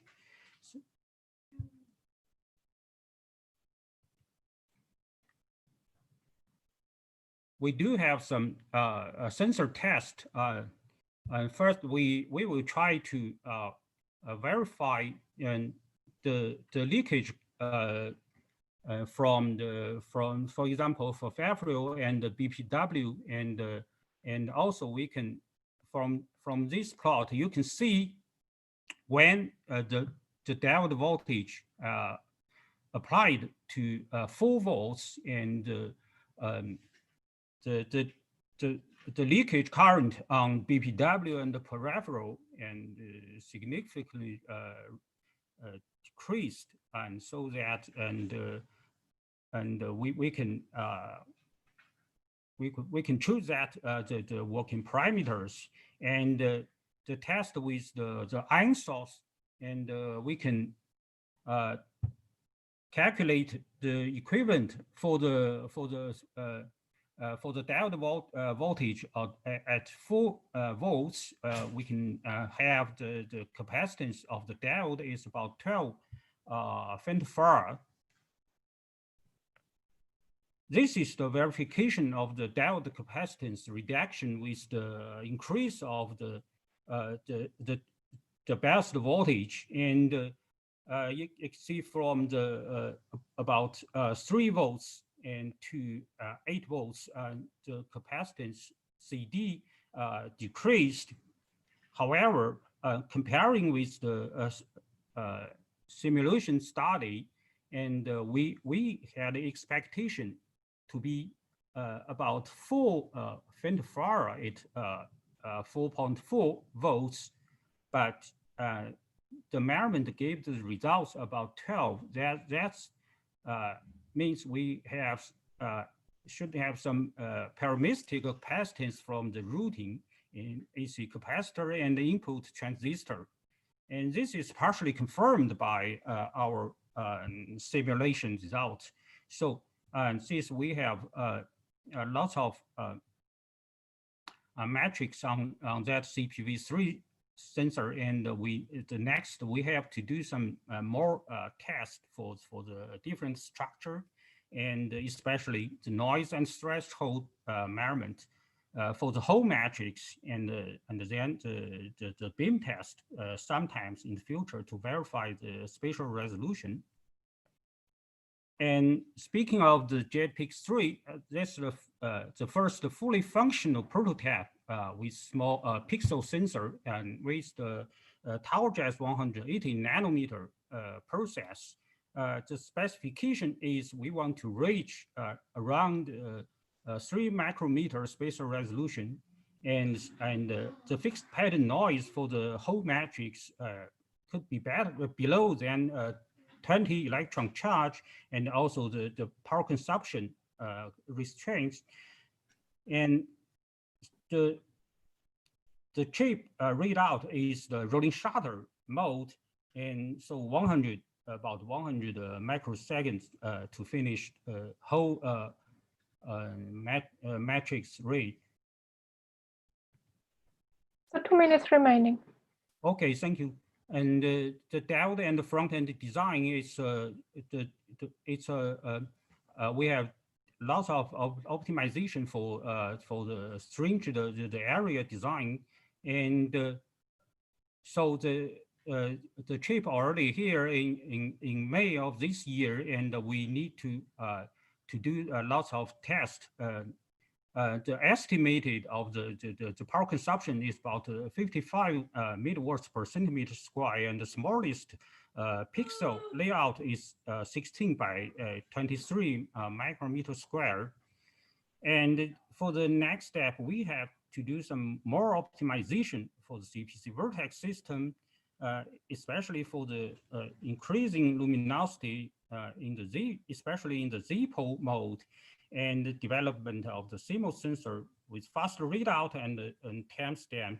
And at the same time, we have to explore some new process. I will see something about SOI 3D process, and also stitching CMOS process. SOI 3D is processed by T Macro foundry, T Macro in Japan, and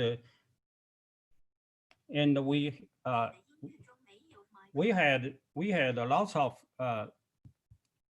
experiments from our Japanese colleagues, and especially the Sophist 3 chip for the IRC experiment, and they have measurement of the good connection yield.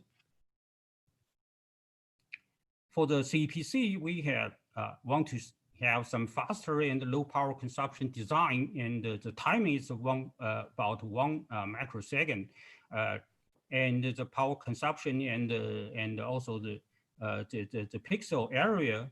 The first prototype CPV4 3D will be submitted around November of this year. And another interesting is the stitching CMOS technology, which was for the IRIS ITS3 upgrade with very good features. And we had some fast simulation results for if we use some a much smaller material budget for the CPC vertex detector, and we can also reach the impact parameter for the physics. And also in CCNU, Central China Normal University, and ICHEP, there is a joint effort to explore such kind of process in China. Okay, to summarize, I will not say lots about that. And the only one issue is I have to mention a pixel vertex detector prototype will be built within several years, but as it was not covered in this talk. Okay, thank you. Thank you. There's time for one short question. Anybody want to raise anything? Can you comment where you do your beam tests? Yeah, we did have some plan to do the beam test in the end of this year or early of next year, but so the COVID-19 pandemic, and we got some influence for that, and probably could be delayed, I don't know, in half year or 1 year. This is a problem. Thank you.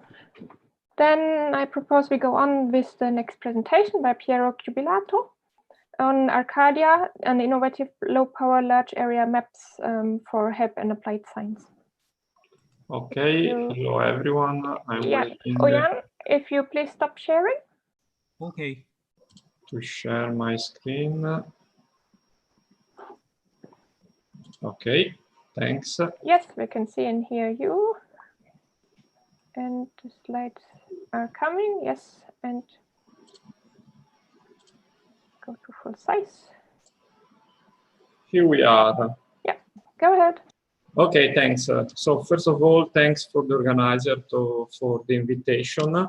And I'll try you to briefly show what we are doing within the Arcadia project. So Arcadia, as you can read, stands for, is an acronym standing for Advanced Readout CMOS Architecture, which is one part of the project over a depleted integrated array. That is the second highlight of this R&D.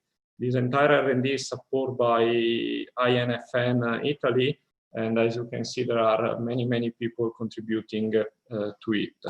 So what we are speaking of? We are speaking of monolithic active pixel sensor.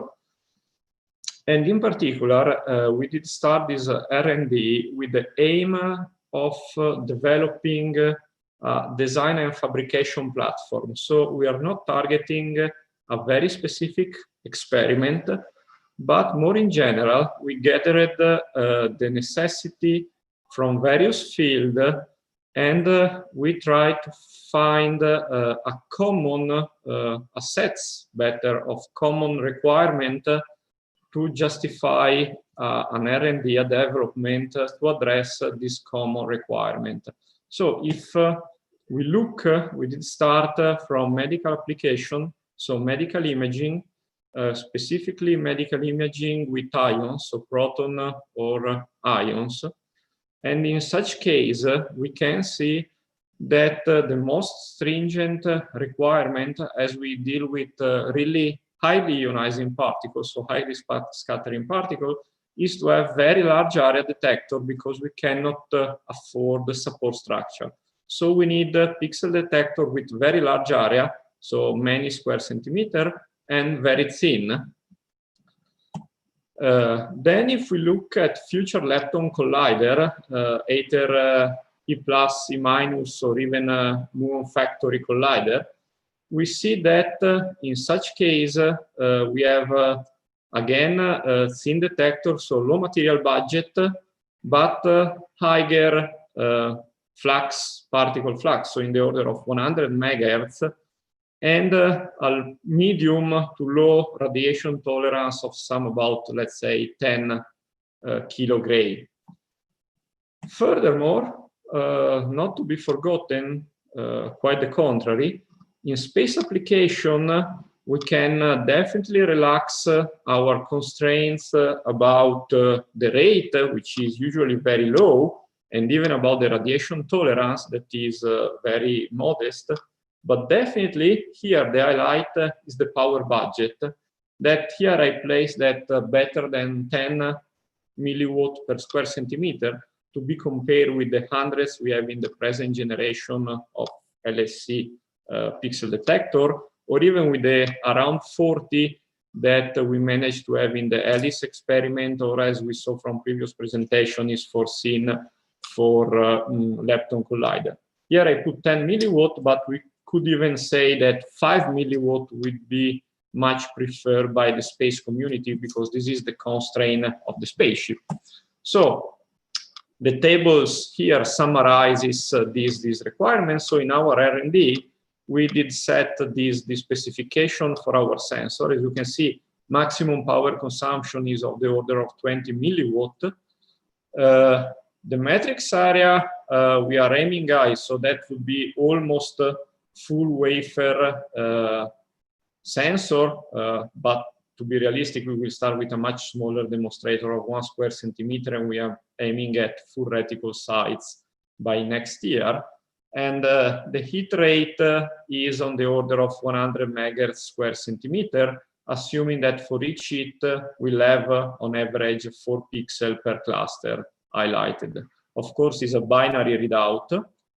Pixel pitch is as a maximum, so we settle for the moment on 25 micron, mostly because from tests this result in having a full charge collection efficiency, even with the small electrode, the collection electrode we want for keeping the capacitance of the detector low. Last word about radiation hardness. At the beginning, we will aim for something like 5 kg because this is the exportation limit for military rules. So if we want a detector that we can use in other applications that is not just collider, it's better to stay clear from limitation on exportation. In case we can clearly look for a special version for colliders. So first about the sensor. The sensor, actually, we did start from our previous result that we managed to obtain during the SIT project that was another INF project, a precursor of Arcadia, where in collaboration with HL-Foundry and using 110 nanometer CMOS technology, we developed and patent a special double phase process where we have implantation with 4 masks in the back side of the wafer. So you can see on the right, we have a wafer where we have a high resistivity substrate, and then we have some implantation on the back. The process has been developed by HL-Foundry and patent, so they are able to implant the top, then reverse, and then perform realign and do implantation on the back. That patterning on the back, and basically interesting is to say that with this we can assess to thicknesses of the substrate from 50 to 500 micron. Actually, we did run with 100 and 300 micron thicknesses that we tested, but in principle we can assess this different range of thickness. So thanks to that, here I reported we can see that this is for the 300 micron thick detector that is more interest for high energy physics.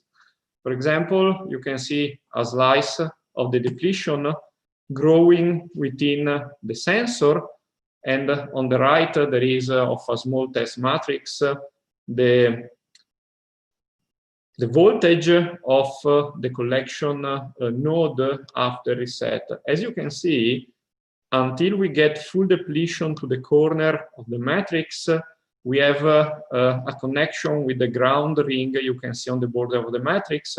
So the reset is not properly working, so we cannot reach full depletion. But when we increase for 300 micron, for example, to 140 volt, then we have complete depletion across the entire matrix. Of course, if we look at the 100 micron thick detector, that we achieve with 60 volt, that is much less. Furthermore, we did perform some testing with total ionizing radiation. And here you can see the gain of the front-end stage respect to the total dose, as well the noise measured in electrons. The different color represent different flavor, actual layout of the collecting node of the sensor test. Anyway, the variation is small between the different design, and as you can see, the trend show that the gain of the front end stays almost uniform, well up to 1 megarad, so 10 kilogray, and the noise increases by 50% up to the 10 kilogray or 1 megarad level. That is a nice result for such kind of detector. Actually, we perform neutron irradiation with slow neutron from reactor, And we are completing the data analysis. The COVID-19 crisis did slow down a bit the things, but nevertheless, that is well in progress. Now, this was for the sensor that, so to speak, is proven now and established. And we had to come up with a readout architecture that is the main purpose of this project, that is flexible and scalable because we want to read large areas. So the first demonstrator that is going into the foundry for production contains two 512 by 512 pixel matrices. So the matrix is 500 by 500 pixel, but the architecture has been designed to actually being able to read columns up to 2048 at least pixel, because that's what will be necessary to read these 4 centimeter tall columns. As you can see, the two matrices are identical except for the front end. So on one we have an Alpide-like front end, while on the second one we have a different front end that tries to improve on power consumption with respect to that. So here it's a layout of the matrices, the main matrix, and then at the periphery we have the usual bias block readout register section. Pixel is 25 by 25 micron, and the matrix is divided into, as you can see, 16 blocks, identical blocks of 32 by 1512 pixels. As I told you, we have these two matrices. One has an Alpide-like front end, you can see on the left. The other one, sorry for this 300 micron, the pixel is 25 micron, of course, not 300 micron. That is wrong arrow.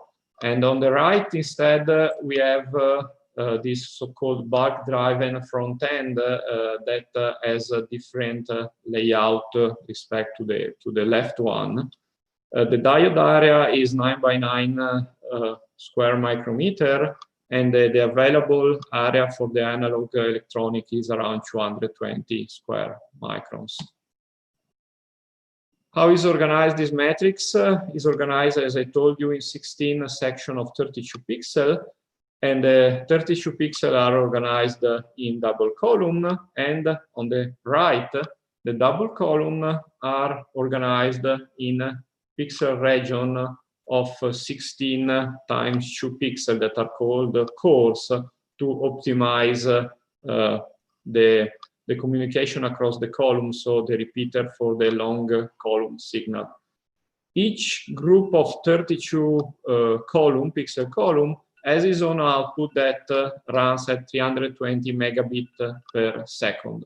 So if we look now more in detail at the column, we see that we have a completely asynchronous readout, and the pixel, the cores, are organized in a master and slave unity that talk asynchronously one to each other.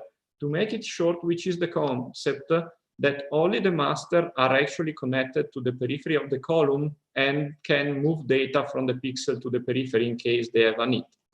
The slave can just contact either the master they have on top or bottom and ask for their data to be sent. Which is the purpose of this arrangement?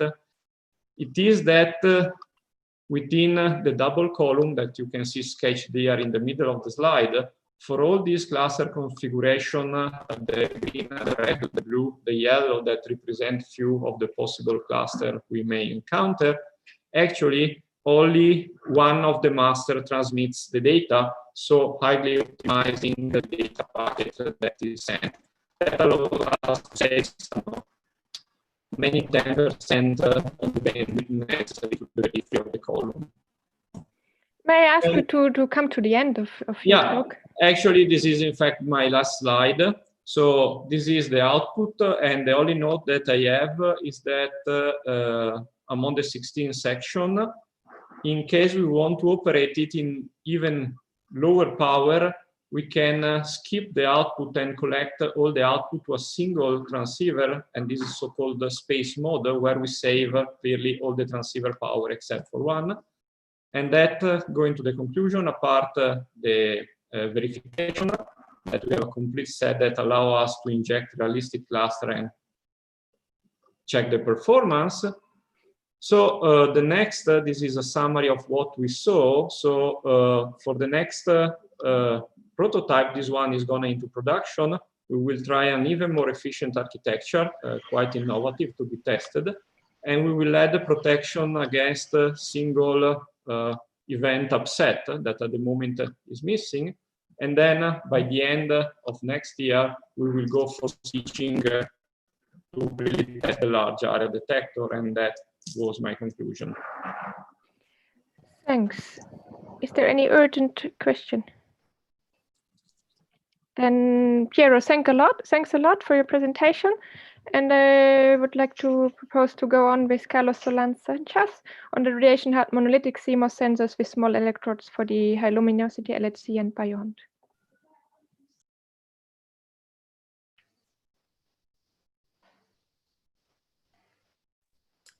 Can you hear me? Yes, very well. Can you see me? Perfect. Yes, and go Very ahead. Good. And now there was this trick to make this thing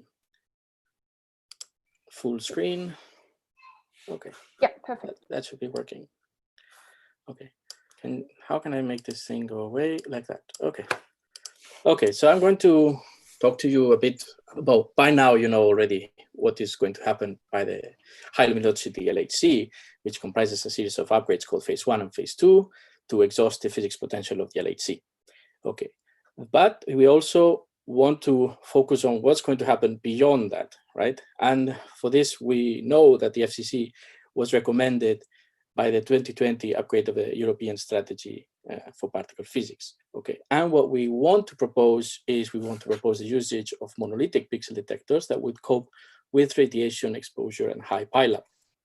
Okay, so before we get started, let me show you nice pictures of the hybrid pixel detectors that we find today at the LHC that will suffer major radiation damage before even we start the high luminosity LHC. But what are monolithic CMOS sensors? Well, these are industrially produced pixel detectors. And we are interested in focusing on those that have small collection electrodes, which are the ones on the top. The electronics are outside of the collection well. They have small capacitance, they have high signal to noise ratio, and a large drift path. This has to be compared with hybrid detectors that we find in the center of LHC experiments that are made out of 2 chips. With large electrodes that have a larger capacitance and have typically the electronics inside the collection well, and with buried electrodes that have the advantage of now not having the backgate effect and have a smaller drift path. We're pursuing this program with the TowerJazz 180 nanometer CMOS technology. And as I will show you, we need some process modification for radiation hardness. So what is this TowerJazz 180 CMOS process? Well, we can produce pixel detectors that have 3 micrometer square collection electrodes with 5 femtofarad input capacitance, with small depletion depth up to 20 or from 20 micrometers, and with high signal to noise ratio starting at 20. The process modifications that I've been talking about is we had to modify the original Alpine design with a continuous N-layer blanket, which is the first one for full lateral depletion. We had to modify it, and then there was 2 additional modifications. One that we call the N-gap, or the gap in the N-layer, which is just the modification of the mask that we introduced. And there was a second modification, which is what we call the extra deep P-well implant, where it's an additional mask that adds some implants on the deep P-well. All these processes modifications can be found in these presentations that I list here, publications I list here. Now let me tell you a brief story about the R&D in radiation hard monolithic detectors. So we start in January 2018 with the Malta 1 and the second version of it, which was a large demonstrator with a synchronous readout with electrode, small electrode size and reset mechanism that we had to evaluate. That had very poor lateral field collection. Then we went on to a second design by January 2019, which was the Mini Malta, which was a small demonstrator and had full efficiency, as I will show you. Then after that, we go with Malta C, that was basically a substrate engineering by redoing the Malta design. And I will show you enlarged cluster size and improved time resolution. And what is coming later is what we call Malta 2, which is expected by October 2020, that has a smaller matrix and also substrate engineering. And this will be the baseline for the CERN EP R&D program, work package 1.2. Now let me come back to Malta. What is Malta? Is a full-size demonstrator 2 by 2 centimeters square that has more than 250,000 pixels, as you saw before for the Arcadia, similar one. We have 8 sectors with different flavors and has a fully clockless matrix architecture, which means that we have an asynchronous readout all the time of 37 bits through a bus. Then this means that the digital power that we have is 10 milliwatts per square centimeter. If we look at the pixel design, which is 36 by 36 micron square, and the small electrode and the spacing, we are talking about an analog power which is of the level of a microwatt per pixel, and in total like 70 milliwatts per square centimeter of analog power, which I cannot tell you how advantageous that is for building a pixel detector. The Mini Malta design was a much smaller demonstrator that had only 64 by 16 pixels on the same size. It had 8 different sectors based on the Malta pixel front end. And here in this design, we implemented the N-gap and the extra DP well process modifications I will show you. And also we introduced larger capacitors in some of the pixels to address some RTS noise. So this slide is basically a summary that you probably have seen already that shows you the full matrix of the Mini Malta. And you can see how there's 2 sectors on the left that are using the enlarged transistors and have the N-gap. There's a sector with the N-gap at the top, and then the second to the top here is the one with the extra DP well that show full efficiency after 110^15 neutral equivalent at 200 electron threshold and 6 volts bias. Okay, so this is an impressive result. And why is this so? What is good here is we improve the charge collection in the pixel corners with respect to the previous design. I'm not going to show you those results. I have also to mention that this was also validated or observed also at the focused X-ray beam at time on light source. Now, how does this go with threshold? So here you have a plot that you see efficiency is a function of the threshold. And immediately what you see is 2 trends. You can see the red and the orange that are the enlarged size transistors, and the bluish colors that are the standard size transistors. There's 2 different groups here. You see immediately that there's lower thresholds for the enlarged transistors, which is very good. And there's also higher efficiency for the enlarged transistors. We also see slightly higher efficiency for the additional process modifications that I explained, the N-gap and the extra DP well. But there's similar performance between having an epi thickness of 25 microns and 30 micron thickness. Okay, these are the results, they're very good. What are the effects that we see on TID up to 100 megarad? Well, if you look at the amplitude gain and the noise, similar to the results that we saw for the Arcadia, you see there's 2 different trends with the transistor size. You see the red curve, the red points and the blue points. There's higher gain for the enlarged transistors, and it's, I would say, more or less stable up to 100 megarad. And we also see that the noise increase for the enlarged transistors is smaller. So there's 20 electron noise compared to 30 electron noise for the standard front-end size. Now, let me talk a bit about these Czochralski substrates. As I mentioned before, Malta was reprocessed on this high resistivity Czochralski substrate, which has a resistivity of around 800 ohm per centimeter. That allows us to have larger depletion voltage up to 50 volts and has an increased charge collection. Why did you do this? We want to aim for better time resolution and higher radiation hardness. And the samples that were reprocessed in the Czochralski substrate contain on the full matrix the different flavor modifications. So they contain either the continuous N layer, which we call the standard. They'll contain the N-gap or the extra DP well all around the matrix. This is a plot where you can see the current as function of voltage, where you can see we can actually operate these devices up to 50 volts. Now, what are the operational limits of these type of devices? Well, we can measure these operational limits by measuring the current between the P well and the sub as a function of the sub voltage, and the devices will be limited up to 20 milliamps by either punch through, which is the current flowing between the substrate and the P well, or the leakage current, which is the current flowing between the substrate, P well, and the collection electrode. So what you see on these devices is that they are all very well behaved, except, or very constantly uniformly behaved, in the sense, or except the Czochralski samples that were produced with the NGAP and the extra deep P well, that without irradiation are limited by punch through, and after irradiation are limited by leakage. So we expect some change in behavior in these samples compared to the other ones. Now let me talk a bit more about how do we do these measurements. So for instance, the test beam campaign we did at DESI October 2019, we used a custom Malta telescope for this, which uses a fast readout and online monitoring, and a cooling system. And you can see there's huge pipes that keep the sample at -20 degrees. So what is good here is we can trigger directly out of the Malta planes through a combination of the reference signals.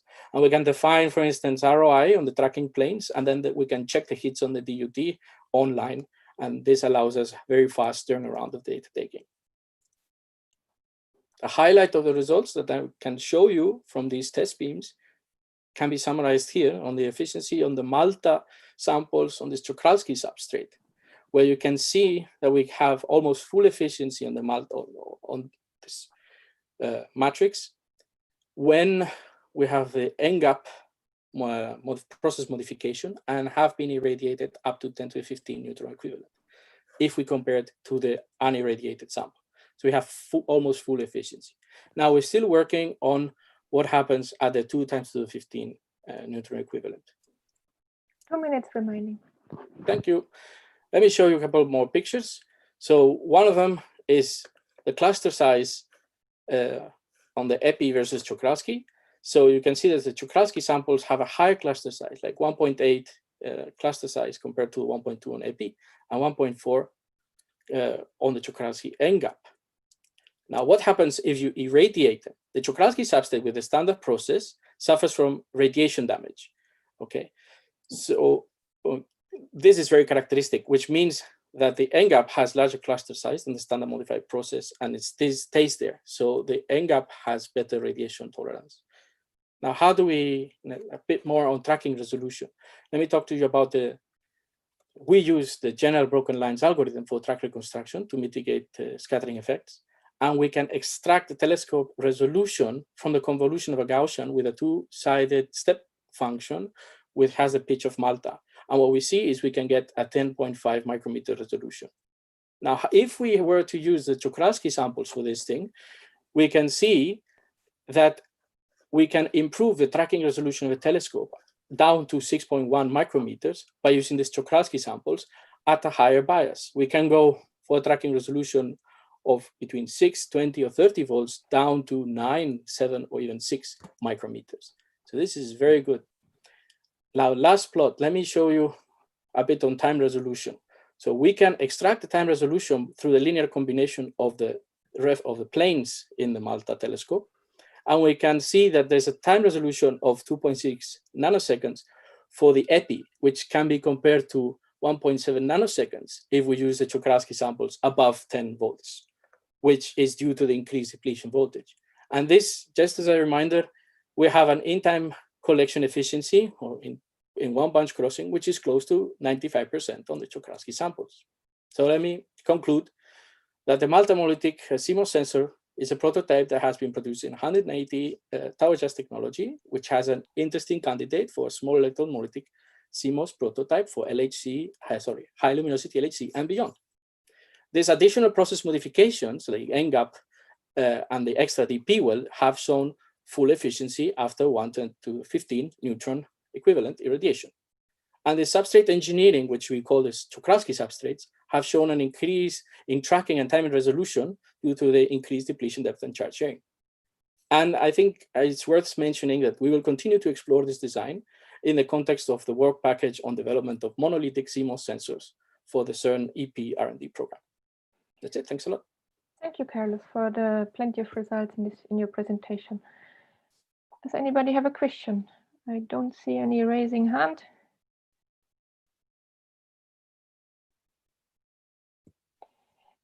Can you give a little bit of detail on the new chip which you expected later this year? What do you expect as the big challenge maybe, or new thing? The new thing on this chip is we expect better control of this chip, which has been up to now very challenging. I mentioned we have to deal with a chip that is asynchronous, that sends the data continuously all the time, right? And this has shown to be a challenge if we cannot control the chip properly. So we have introduced changes in the control part, and we have also changed a bit the front end and the process modifications. It comes with 2 additional process modifications that we hope will allow us to handle better 2 10 to the 15 neutron equivalent and even higher. We are aiming at 5 10 to the 15, but this is a secret, don't tell anyone. Thanks a lot. Then I would like to thank all speakers of this first part of our session. We have a 15-minute break. I invite all of you to stay connected. Maybe we have a virtual coffee. Just speak. We see if it will be a mess. I have to arrange somehow with raising hands. And yeah, so the floor is open for a 15-minute break. So we continue, or 10-minute break. We continue 10:15. So in a little bit more than 10 minutes.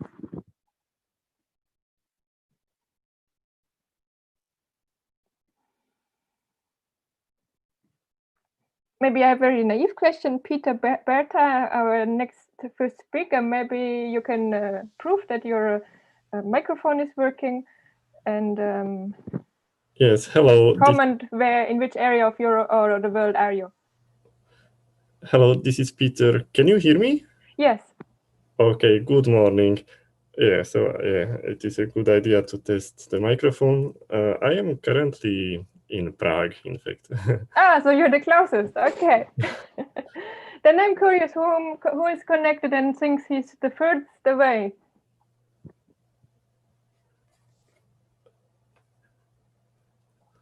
Sorry. This is Mike Foley. I'm in Massachusetts, near Boston. Yeah, this is quite far away. And then we also had somebody from China, right? Yeah. From the organization team also, I would like to invite all of you for the poster session this afternoon. Michael, correct me, but I think it starts at 1:30. And we had yesterday, quite nice presentation of many posters and some discussion. So I invite you. Okay, Brian, sorry, Michael, you're quite far away and got up very early, right? Well, yeah, I had to get up early for the first connection at, for 1:40 a.m. Yes, that was pretty early. Yes. Okay. Well, actually, it was late. I didn't go to bed. Okay. I see. Peter, since we have time, maybe you also want to check the sharing quickly, then we can continue after the break easily. Yes, exactly. I also can. We see you even. Hi. Yeah. Okay. And then Kun Yang, you're in China, so I guess it's also far away, and for you, already late. Afternoon. Okay, we don't know. Okay, we can see the presentation, Peter, very well. Also full screen? Yes, perfect. Okay, very good. Sorry, may I also take the occasion to test my setup, because I'm gonna present right after the pause. So I am Mattia Soldani, and if I am allowed to do so, I will try also to share my screen. Yes, I was about to go through the other speakers exactly. So we can hear you well. Go ahead. Sorry for anticipating. No, go ahead. It's all good. Yeah, we can see the slides very nicely. Very good. And then you're in Italy, I guess. Yeah, so I'm quite close. Okay. Not the closest, but yeah, thank you very much. Yeah. Then I'm curious, Sen Quan, I cannot see you connected, at least not in the list. And Or are you hiding behind any other name which I misinterpret? Also, sorry for pronouncing maybe names wrongly. I see the slides are uploaded. Michelle, we didn't hear anything about Sen Quan, right?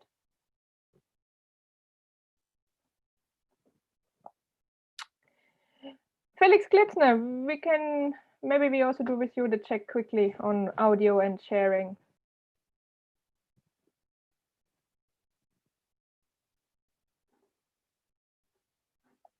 Maybe enjoying the break. Felix, can you confirm that you hear us and also speak?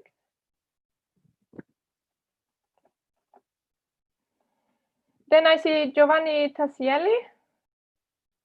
Can you give a sign of a connection? No, he also left. Okay. Michelle, did we hear anything from Sen Quan? I did not see him earlier connected. I see slides are uploaded. Yes. His slides are uploaded. Yes. Okay. We will see. Hopefully he will be here. Yeah. Brian Hackett, I have a naive question. So you are about to upload, right? Yes, I'll be uploading very shortly. Thank you. And do I get correctly that the speaker before you is a different Brandon Hackett? Yes, I There's saw no that. typo. Good. It's somebody different, yeah. But Yeah. it's interesting. We have such close names. Yeah. Okay, thanks. May I ask which part of the world are you? I'm in Washington State in the USA. Okay, so you also didn't go to bed, or? I went to sleep for about 2 hours. Oh, thanks a lot for accommodating our virtual conference. And so she wins the earlier version of me. Yeah. Yeah, it's currently 1 a.m. Thanks. And your last, so you okay. Thanks a lot.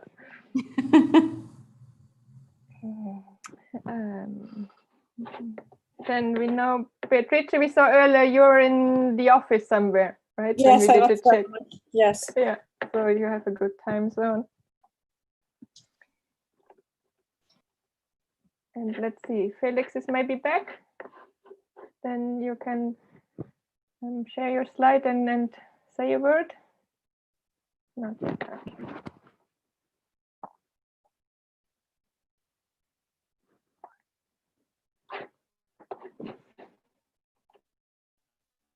Yeah, in the beginning when we tried, we saw that there for some people a little bit the bandwidth is not so good, so we reduced the video usage. And it's nice if the speaker can show the video. Okay, we can use it.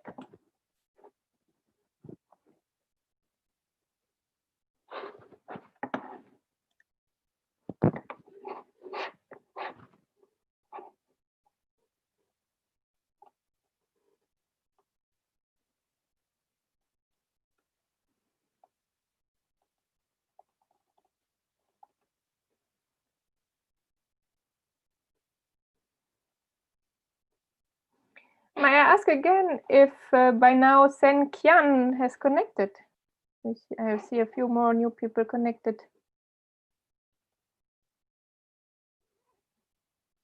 Okay, not yet.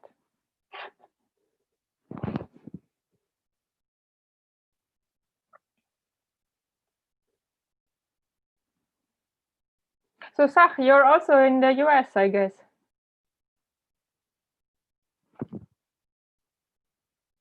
Okay. Sorry, did you say Zach? Yeah, you're also in the US, yeah. So you also actually, have a not so comfortable time No, I'm zone? actually based in Geneva, so okay. I'm currently at CERN, well, virtually at CERN. Yeah. Thanks.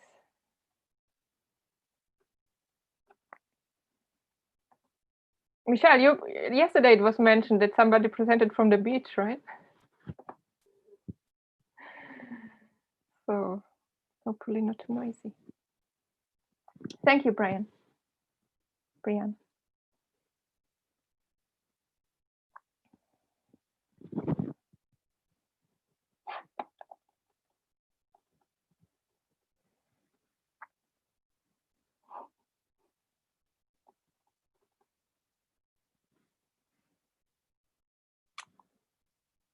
And before restarting, one more time, I'm asking to Felix Klitzner. Can you confirm you can share and also say a word?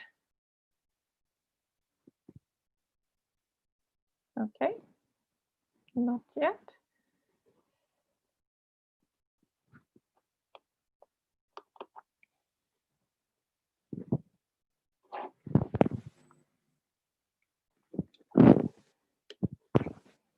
And for all new speakers joining, I will say 2 minutes. So you have 15 minutes, 12 for the oral presentation and 3 minutes for questions. And after 10 minutes, so 2 minutes before your presentation should finish, I will remind you and then ask all of you to keep the time.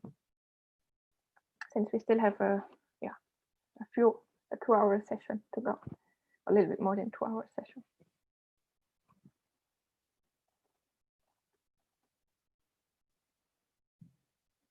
Peter, maybe you already prepare and start sharing, and then we start in a few seconds. Oh, okay.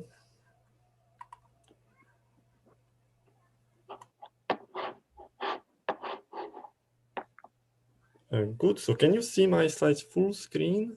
Yes. Good. Should I start? Yeah, let's get started. Go ahead. Okay. And, so good morning, everyone. I present you pileup and underlying event mitigation with the so-called iterative constituent subtraction. So first I will have a few words about pileup. Then I present you the previous older method, constituent subtraction, and then I present the new method, which is called iterative constituent subtraction. So pileup are simultaneous proton-proton collisions in one bunch crossing. As you know, as we want always higher luminosity, higher instantaneous luminosity, we also get higher pileup. For example, at LHC run 2, we get up to 70 interactions per bunch crossing, but this number is still too low. And in fact, in future, for example, for the higher luminosity LHC, we can expect up to 200 interactions per bunch crossing. So this pileup is a problem. It has negative effect for jet reconstruction, for hadronic jet reconstruction, because pileup randomly adds energy deposits to calorimeter. For example, 20 pileup events adds roughly 50 GeV additional PT under a larger jet, and DKT are equals to 1 jet. Or for example, the plot shows the jet mass distribution for larger jets containing the top quark.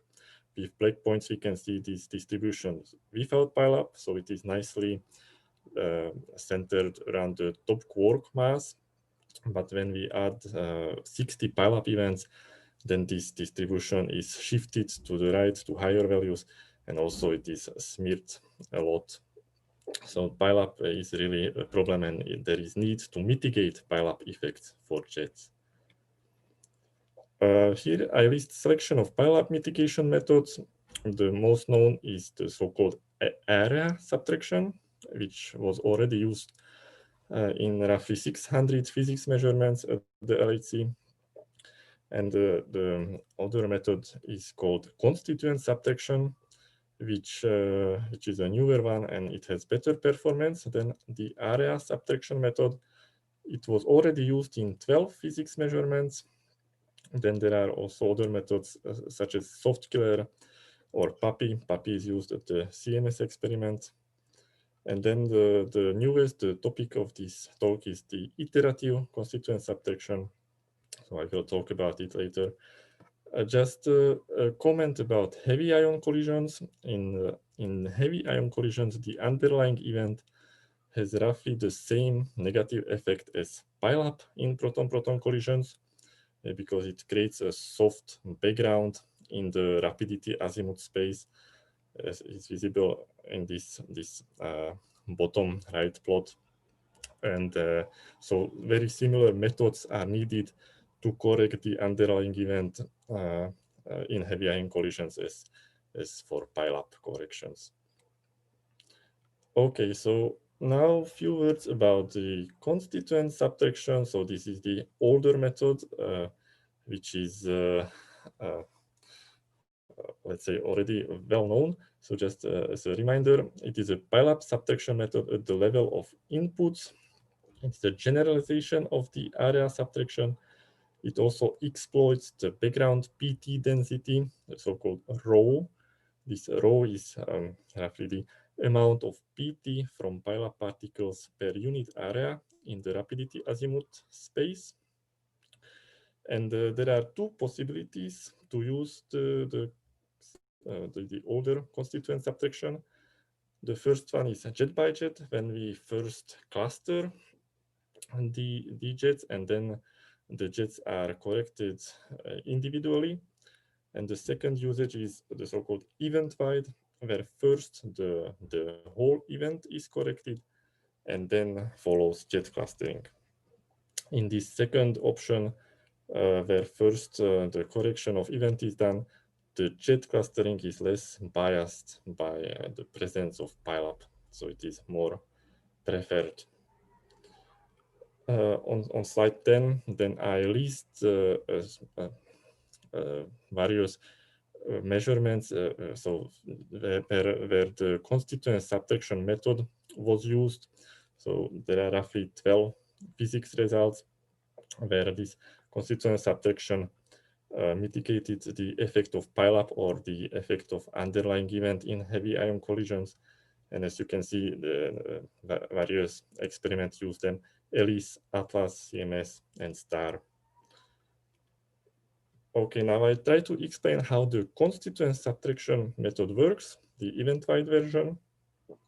The plot shows an example event only in the azimuth space, so only in one dimension, but the correction is done in 2 dimensions, in azimuth versus rapidity space. And with blue are the hard scatter particles, so they have typically larger PT and they are concentrated at certain phase space. And then with red are background particles from pileup or from underlying events. And they are soft particles distributed randomly in the event. So in the first step, the rho, the background PT density, is estimated. Then in the second step, ghosts are added to the whole event. These are these green, very low PT particles, as you can see in the plot. Then in the next step, the PT of the ghost is set to negative value corresponding to rho. So roughly to mimic the effect of pileup. And then in the next step, on slide 14, there is a matching done between the ghosts and the real particle. This matching algorithm is based on the distance, delta R, between particles and ghosts. And this procedure ends until the delta R is lower than certain free parameter. This free parameter is called delta R max. And at that point, the procedure stops. So yes, as you can see on the plot, certain amount of ghosts can still remain in the event when finite delta R max parameter is used. And these are not matched, and these remaining ghosts are then discussed later. Okay, so this was the standard event-wide constituent subtraction method, and now I will present the newest developments, and this is the iterative constituent subtraction method. which supersedes now the original constituent subtraction method. The main idea of this new method is the application of the event-wide constituent subtraction several times after each other. So after each constituent subtraction application, the remaining unsubtracted PT from the ghosts is again redistributed in the event, and for each iteration, different constituent subtraction parameters can be used. So this new method is again implemented in the FastJet contrib project, and it can be used from there. So now I try to explain this new method again on this example event. So two iterations will be done in this example. Again, the first step is the estimation of rho of the background PT density. Then follows again, similarly as before, addition of ghosts to the whole event. The next step is setting ghost PT to negative value corresponding to rho. The fourth step is the first iteration, where the ghosts are matched to real particles. And the fifth step is the redistribution of remaining PT from the ghost. So now the PT of the ghost is smaller because part of their expected background PT is already corrected. And then in the sixth step, the second iteration follows, where again the ghosts are matched to particles, and again more pile up or more background particles are removed from the event.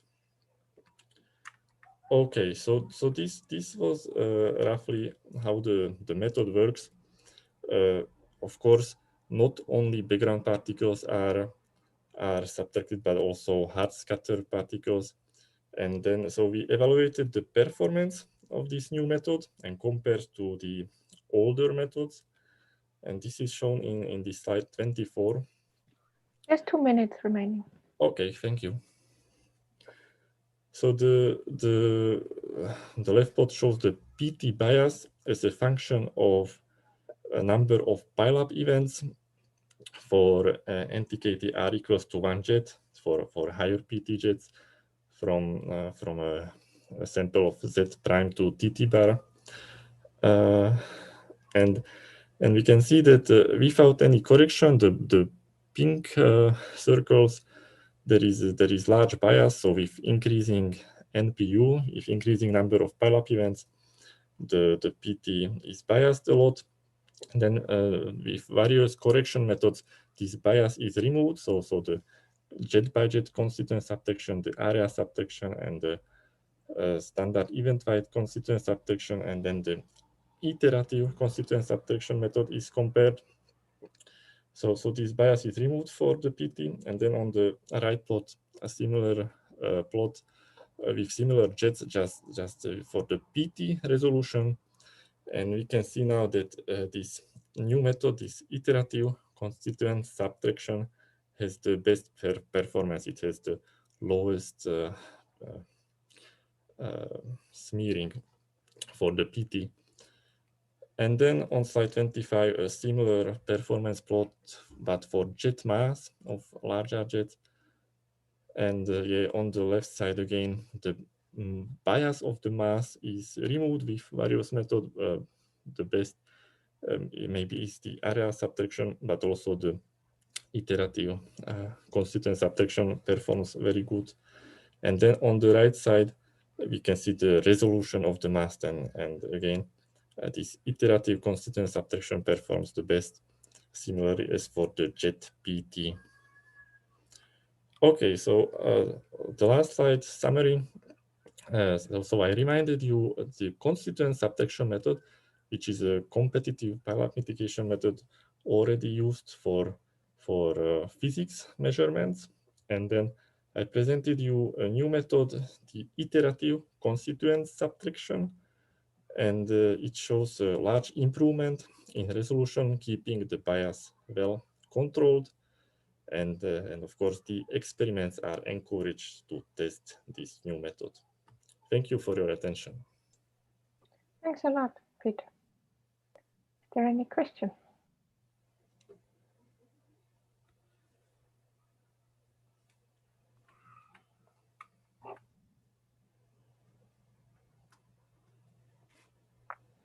I'm curious, to which amount of pileup did you already try, or what do you think is the maximum? Yes, we have tried up to 200 pileup events, which is the expected number of events for high lumen LHC. This plot goes up to 120 only, just to better visualize. But yeah, also at higher pileup, the method works similarly as for the values of 100 pileup events or something like that. So up to 200. You tried up to 200, okay. Because we saw earlier in presentations that detectors tracking detectors with up to 200. Or, yeah. Okay, thank you. Yeah, so this method does not depend on tracking, just on calorimeters. But there's still a high pileup in the event. Yes. So this method can then help basically to the calorimeters. Thanks a lot. Thank you. We go on with Sen-Kian. I see you now connected. So you will present on R&D of ultra-fast 8x8 readout MCP PMTs. Sorry. We can also hear you. Now please share the screen. Yeah. Can you see my slide? Yes, and in full screen. Yes. Good. Yeah, thank you very much. Give me a chance to report our result of the first MCP PMT research and development, MCN from ICHEP. And my slide could be divided into 4 parts. First, the motivation and some simulation work, and also the evaluation method for how did we test the FPMTs. And the last part is some prototypes for the FPMTs. First, this slide shows why we want to produce a 2-inch fast MCP PMT. We can see that this is the download part, because every expert here familiar with the download part. This is the 2-inch MCP, 2-inch PMTs with download part, and also this 20-inch PMTs from Hammer. So this is, we call this smaller PMT, and this is a large PMT. Now we are the group in China. We have a collaboration group with the institute and the university, and also some faculty together. We have already successfully produced the 20-inch MCP PMTs, and sometimes some of us was free, and we just think about it is possible we can also produce the 2-inch MCP PMT as the photonics and the phototech or HMS with the MCP modules. By this way, so we designed the 2-inch fast MCP PMT with we want to produce a high QE and also with the low cost. And this is the ability why we want to produce the 2-inch PMT, because we have already successfully, from the 2009, we have designed and produced the 2-inch MCP PMT and 5-inch and 8-inch, and finally 2015 we have already produced the 20-inch MCP PMT, and then we have 4 years to mass production this type of PMTs. And nowadays we have already produced the 50 kilo pieces successfully used in the Juno, the neutrino observation on the ground in China. And we have the core technology for the PMTs, such as the high QE photocathode, the high gain and low cost, low noise MCP modules, and also the low reductive glass and the vacuum transfer equipment. So this is the date of the large PMTs, and also we have the aims. We want to produce the fast PMT, for example. The QE should be the 30%, and the anode at least 8 times 8, and the rate time it must be less than 100 picosecond, and the GTS of the single photo spectra should be the filter picosecond, and the gain should be 10 to 7, and the dark rate was much low with 1 Hertz millimeter square, and the cost should be low because if it is too expensive, and maybe little people could use it.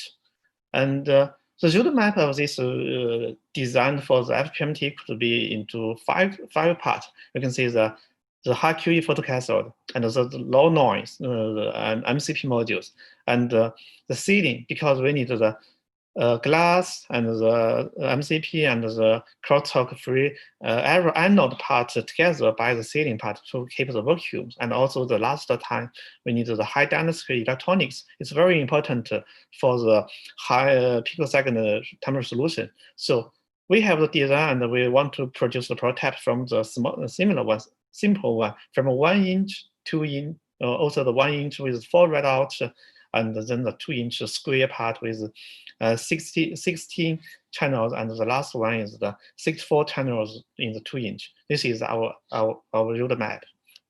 And also we have some simulation work to do this. And yeah, you can see that this is why not? Yeah.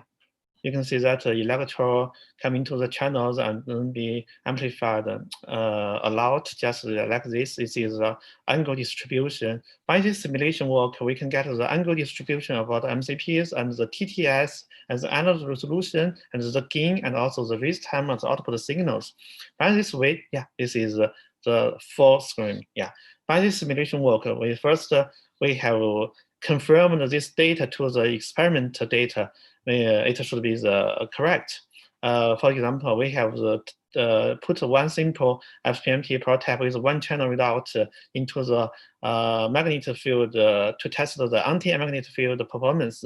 This is the test result from the simple. This is the simulation models for this. We can see that when the amplitude reduced to 100%, and the anti-magnetic field was the 5 Tesla, and the simulation was found 5.2 Tesla. That means the data and the simulation data was correct. So with the correct simulation models, we can do some correct design for the new construction of different types of MCP PMTs.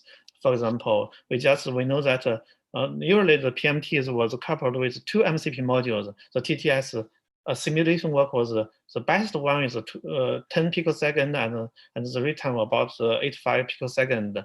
And we can simulate with the same gain. And if there is only 1 MCP module, we can see that the TTS was only 4 picosecond, and the annual resolution and the read time were much better than the 2 MCP modules one.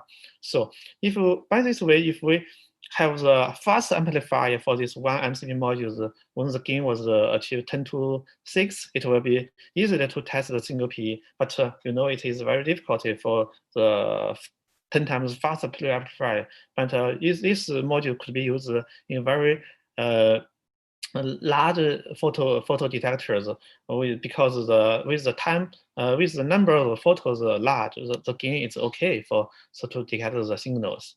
And after the simulation, we have the lab to test the fast PMTs.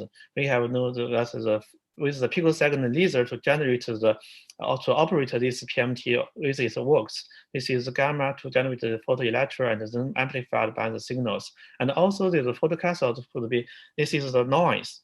We have the TDC modules to test this start time and stop time. This is the synchronous signals to be the stop time, and the signals of the PMTs to the start time. This is get the TT and get the sigma of TT was the TTS. And also we can use the oscillograph to test the NIM signals to have the stop signal and the plus signal to do the start time.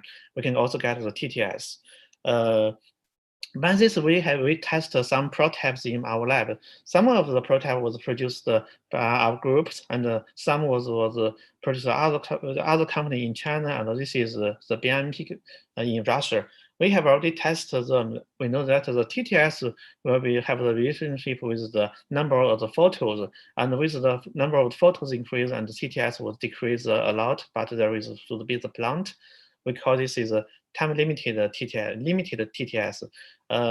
Because some of the modules cannot test the TTS of the single P, but every module could be tested the TTS in the limited. So we can use this limited TTS to report the performance of the FPMTs in the later. So why? Because we want to use this data because at the beginning, we produced some prototypes. For example, this is a 1 inch with one channel prototype. Some of them could, with the quantum efficiency, was about 17%. Some of them could single P. The peak-to value was about 7, but some of them cannot test the single PE. So we can see that the best typical single PE of the TTS about 20 picosecond, 200 picosecond is large, not our aims. We need to improve a lot. Also, the read time was not good, but the limited TTS was only about 25 picosecond. That means it's the MCP modules is good, but the readout electronics and maybe some problem, we need to improve it. That's why we have we did another prototypes later. And this is 6 channels readout PMT prototypes.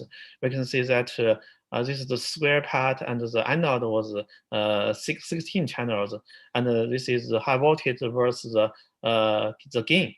And when the gain was enough, when it was about 100 less than 1700 voltage, the gain could be at 10⁻⁷, and this is the signal was beautiful, but this is the reference part. And the read time about this about 250 picosecond, because we use this connector to test this signal. Some electronics will have problem. If we test the signals from this MPMT directly, the read time should be much better than this one. And we can see that the peak-to value of the single PE was about larger than 2. And the 16 channels, every of the channels could test the single PE, and the gain have the relation. The gain was the uniformity of the gain was good. And the TTS about the single PE, this one channel was about 100 picosecond. It's much better than the one channel PMT's prototypes, but it still needs to improve for us. And also the TTS limited TTS about 28 picosecond. That means we use the same type of MCP modules produced by our cooperation companies, and the constructor as we have designed, the limited TTS was put less than 30 picosecond, but we still need to improve it. And last week, remaining. Okay. Last week we just get the 64 channels readout PMTs, but unfortunately, the read time was not good, and also it cannot test the single PE. The TTS limited was about 30 picosecond. The reason because the convenience variance of not did, and it's delayed our prototypes in the factory. But we tried our best to produce the 8 times 8 64 PMTs in the later. We hope in the maybe 2 or 6 months later we can get the 64 channels readout PMTs to test. That's all. Thank you very much. Thank you very much for your presentation. Yeah. Are there questions?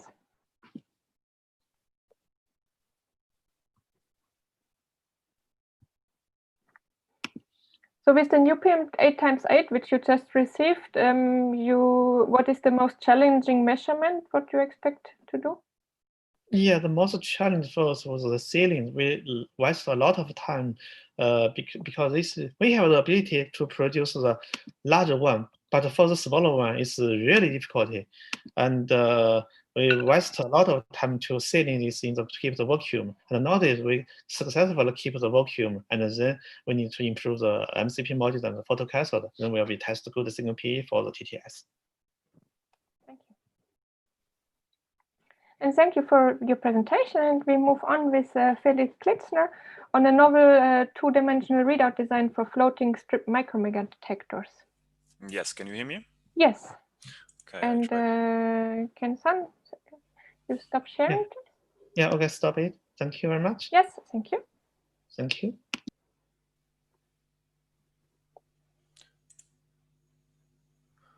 Okay, one moment.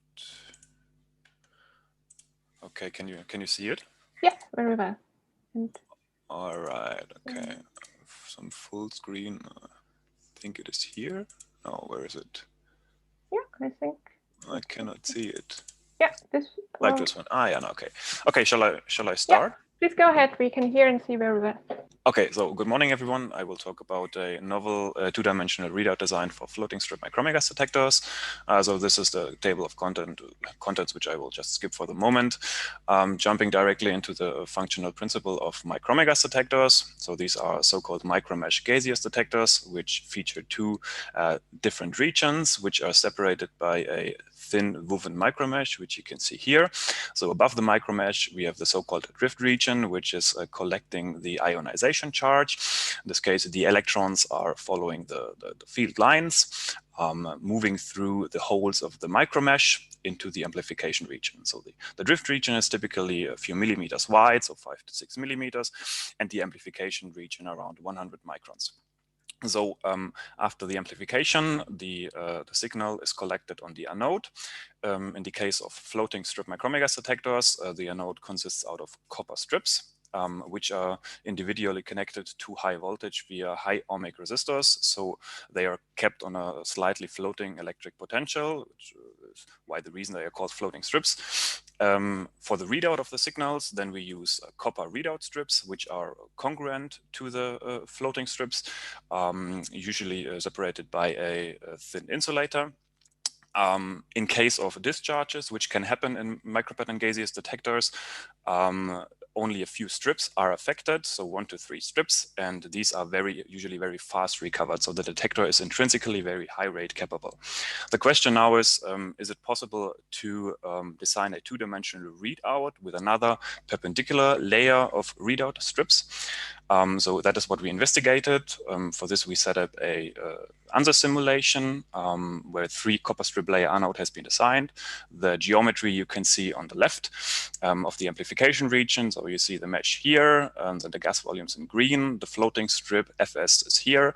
Then we have the insulator in yellow. Then directly above, below the floating strip, we have the perpendicular readout strip, which is called Y strip from now on. And then below the Y strip, we have the parallel X strip. For all the simulations and measurements I'm going to show you, we usually used a strip pitch of 0.5 millimeters. Then we use ANSYS to calculate the electric field configuration in the detector. So the solution for setting the floating strips, for example, at 580 volts, you see on the right here. And then we can just export the electric field and import it into the Garfield++, where we then do the charge, carrier drift, and amplification.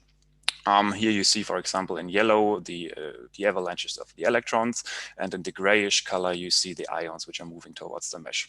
The question is now, what kind of signals are we expected to see on the readout strips? Essentially on the Y strip and on the X strips here. And the answer to that is it is a combination of directly induced signals and capacitively coupled signals. So first of all, I will talk about the induced signals by the charge movement in the amplification region. And these signals are induced on electrons, as I said, by the movement of charges through so-called weighting fields. You can calculate it via the Shockley-Rameau theorem, which is shown here. I will not go into detail, but what you have to know is that the sign of the current which is induced on an electrode, for example, on the floating strip here, is not only depending on the sign of the charge, but is also depending on the, let's say, on the scalar product of the weighting field with the movement of the charge, which means in case of the floating strip, you see the signal which is induced here. It is a fully negative unipolar signals, which is divided into the signal from the electrons and from the ions. And it is purely negative because the weighting field is always either parallel or anti-parallel to the movement of the electrons or the ions. Now, if we look at the perpendicular strip, which is the Y strip here, you see that we have a positive bipolar signal. And that is directly the consequence from, let's say, the weighting field lines, which have different directions. So they are either bending to the floating strips or they are bending on the field lines, depending on the position of the particle itself. So for the electron avalanche, where most of the charge is created very close to the floating strip, most of the electrons see, let's say, a parallel weighting field line to their movement, which means the signal which is induced is purely positive. Then if the ions move towards the micromesh, the signal is initially positive because it is anti-parallel, and then at some point, roughly at half the amplification gap, it gets negative because it is parallel, sorry. Okay, then the signal on the X strip itself is suppressed by around 3 orders of magnitude because essentially the weighting field lines are shielded by the perpendicular strip, which is directly above. However, we did not include the capacitive coupling between the floating strips and the readout strips. That is what you can see here. So we simulated the capacitances with ANSYS and calculated the charge sharing. Here you can see the signal as a function of the time. Again, left for the X strip, right for the Y strip. And what you immediately see is that for the X strip, the dominant signal is the capacitively coupled signal from the floating strip, which is the green line here, which is almost the black line. And for the Y strip, we see the dominant signal is the blue line, which is the directly induced signal. So we have two different mechanisms how the electrodes receive their charges. To find out how much charge is actually induced on the two readout strips, we just integrated the current and see in this case that for this particular strip geometry, we only see around 5% of the total charge which is created in the avalanche is coupled to the readout strips. So we clearly need an optimization of the strip geometry. But first of all, what we also did is we stimulated the front-end response of charge-sensitive preamplifiers or a shaping network, which in our case, we used the APV25 hybrid board. So we calculated the delta pulse response, the transfer function, and then convoluted the current signals, which we found from the simulation with the transfer function, and compared it to a measurement. That is what you can see on the bottom here. So on the left side, the response of the X strip, and on the right side for the Y strip. And you see the simulation as well as the measurement is in very good agreement. So we do understand what is happening inside the detector. And now we can optimize the anode to increase the yield. And that's what we did. So on the left side, you see the classical designs. So classical in this case means that they are really only straight strips in the detector. So essentially the perpendicular strip, what you see here. On the right side, we have the novel designs where we change the width of the perpendicular strip according to the position. So, sorry, if the strip is below the floating strip, we want it to be as thin as possible because the two signals are of opposite polarity and we do not have very good capacitive coupling to the strip. So we want to reduce this. On the other hand, we want to be as wide as possible between the floating strips because we want to see the directly induced signals. And the second thing is what we did is we removed the width of the floating strip as the floating strip essentially shield also the directly induced signals on the perpendicular strip. So this increases the pulse height on the perpendicular strip, but also on the X strip because we have now a bigger overlap between the floating strip and the parallel strip. And that is what you can see here if we did the comparison measurements with the classical and the novel designs. So we used an iron 55 source for the comparison measurements in a humidity and temperature controlled environment. And the results you can see basically here. So this is the average signal, so charge as a function of time on the strip with the highest charge, left X layer, right Y layer. And what you see is that we have a considerable increase in pulse height on both readout strip layers, which is very nice. Then we also wanted to test the spatial resolution and the efficiency in high energy beams of the detector. That's why we went to CERN with an external track reference system. In this case, we used so-called TMM chambers, which are resistive type micromegas detectors with two-dimensional position resolution. And we can then extrapolate the track into our floating strip micromegas detectors and check the spatial resolution and efficiency. We did it for perpendicular tracks, for inclined tracks, and also for perpendicular tracks at high rate. Here you see the results for the perpendicular tracks. Basically two residual distributions. On the left, the X layer, on the right, the Y layer. We fit those two distributions with a double Gaussian function to extract the spatial resolution. If you then weight the two integrals correspondingly, you end up with a spatial resolution around 80 micrometers for the X layer and around 50 micrometers for the Y layer. which is very nice. But you also do see that the X layer spatial resolution is a little worse than the Y layer resolution, which is because the charge cloud in the drift region is on the same size as the floating strip pitch, which leads to charge discretization effects and thus degrades the spatial resolution on the X layer. If we count the good events, let's say the tracks inside a 5 sigma window of these 2 histograms, we end up with around an efficiency of 98%, which is very nice. Now coming to inclined tracks. For inclined tracks, we do not usually use the so-called centroid method, which is based on the charge which is deposited on the anode, because of the charge clustering of the track or along a track which is traversing the detector. But we use a so-called micro-TPC method, which is using the timing information instead. And this is usually a better approach. And here you see the results. So the spatial resolution. 2 minutes remaining. Yes, thanks. Here you see the spatial resolution as a function of the inclination angle. So as you see for perpendicular tracks, we are well below 100 micrometers.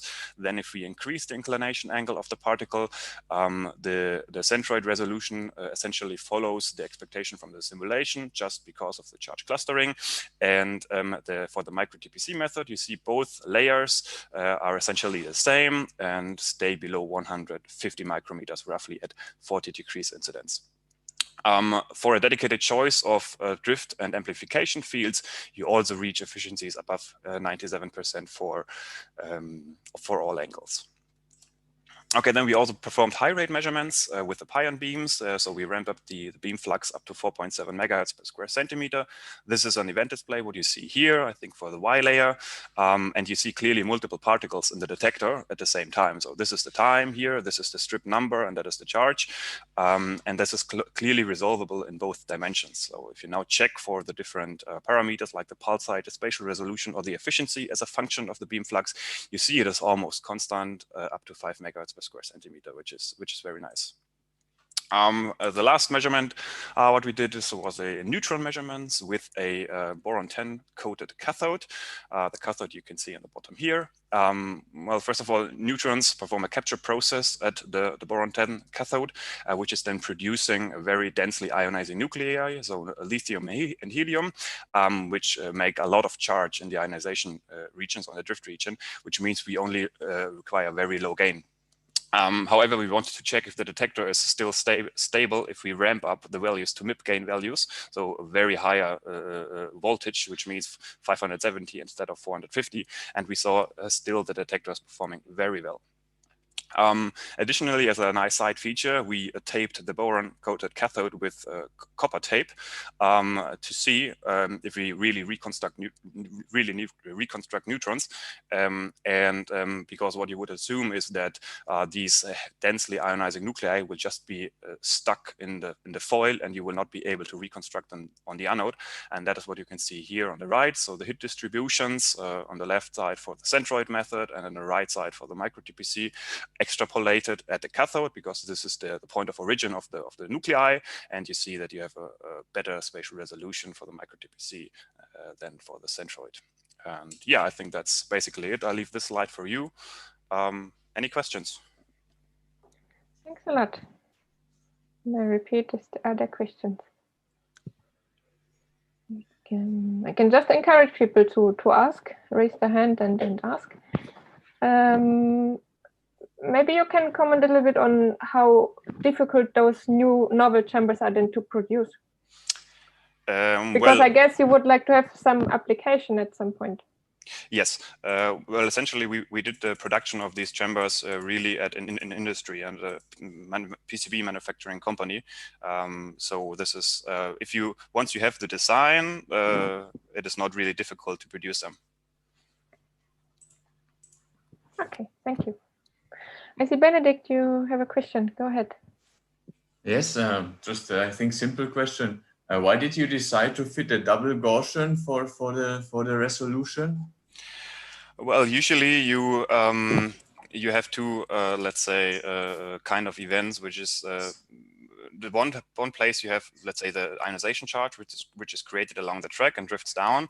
But sometimes you have, let's say, delta electrons which are created, which are, let's say, shifting the reconstructed position of the particle, let's say, which you can cover with a second Gaussian typically, and then you can say, okay, so this is, let's say, the resolution for really no delta electrons, and then you have the combined resolution of the detector.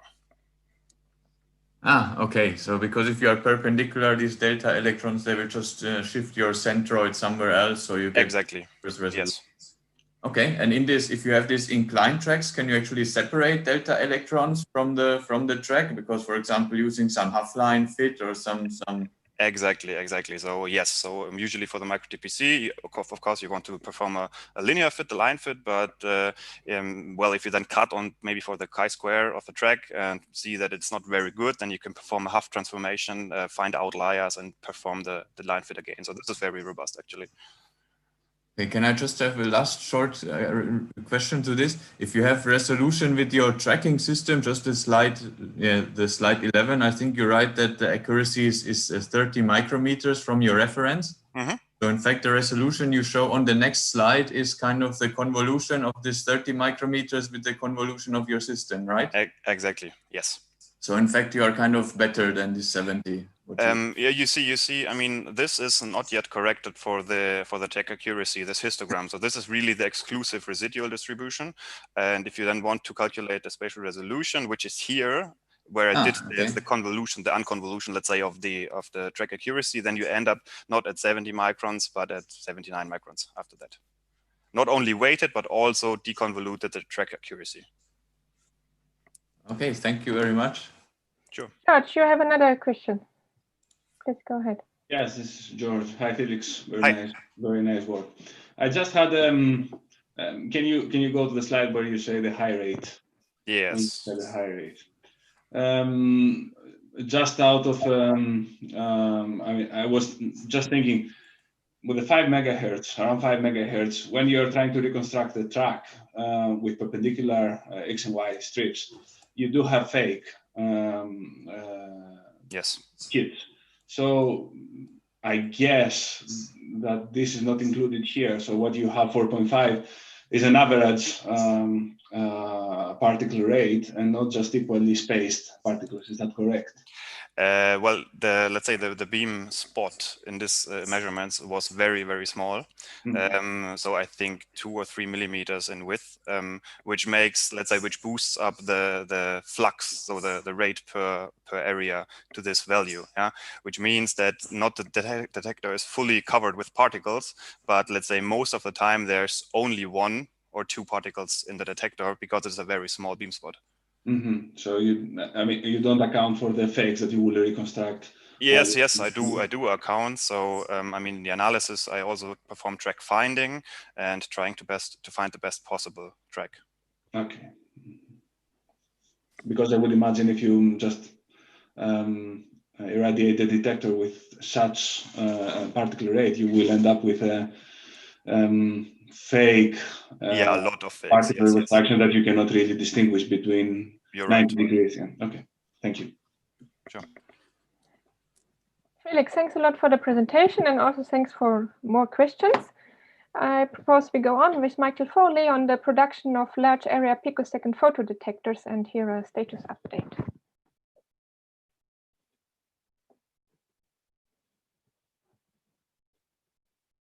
So Michael, you can exactly see your screen is there. Yeah. Can you hear me now? Yes. And maybe you go to full screen. And I will. I'm going to presentation mode. How's that? Very good. Go ahead. Okay. You did the introduction. I just want to thank my collaborators, both at INCOM, University of Chicago, and Dragonfly Devices. The outline of the talk is, for an LAPPD, what is the detector? Where can it be used? And how does this work? I'd like to share our latest performance data. Since we moved from a couple years ago when I gave this same presentation of prototypes, we're now in the production mode. So we have some nice some nice consistent data here. I'd also like to share with everybody here some of our recent device developments, which include a capacitively coupled LAPPD, as well as a forward-looking smaller 10-centimeter detector, either in high rate or a high rate detector. Also, right now we have a lot of LAPPDs that are available. I want to talk about our current applications, the collaborations we have, and then wrap it all up. So what is a LAPPD? It's essentially a large microchannel plate photomultiplier. And I use the word large because this thing is 200 by 200 millimeters square. It has an active area. If you take away the area by the X's, we're about 350 centimeters squared, or about 92% open area. And we're working to still minimize that. High gain is 10 to the 6th or higher. We are in the UV sensitive bialkali photocathode. We're typically in the mid 20s to 30% QE. We have exceeded that at a wavelength of 365. Position resolution, as you can see there, 3 by 3 or better. Time resolution, 50 picoseconds or better. And this is great for both single and multiple photoelectron events, but also in other applications where you see a penetrating energetic particles, such as time of flight or particle ID. And a great example of that is where we have multiple LAPPDs set up at Fermilab, and we're measuring events where the particles are going right through both detectors, and we can look at time of flight and actually look at the energies of those.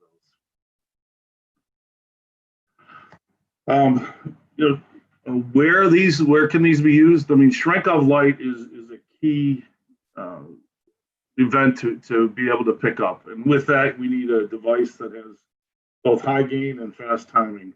I mean, you're looking at a very, very tiny event. And if we can pick up that event, we can not only tell when it occurred, but where it occurs.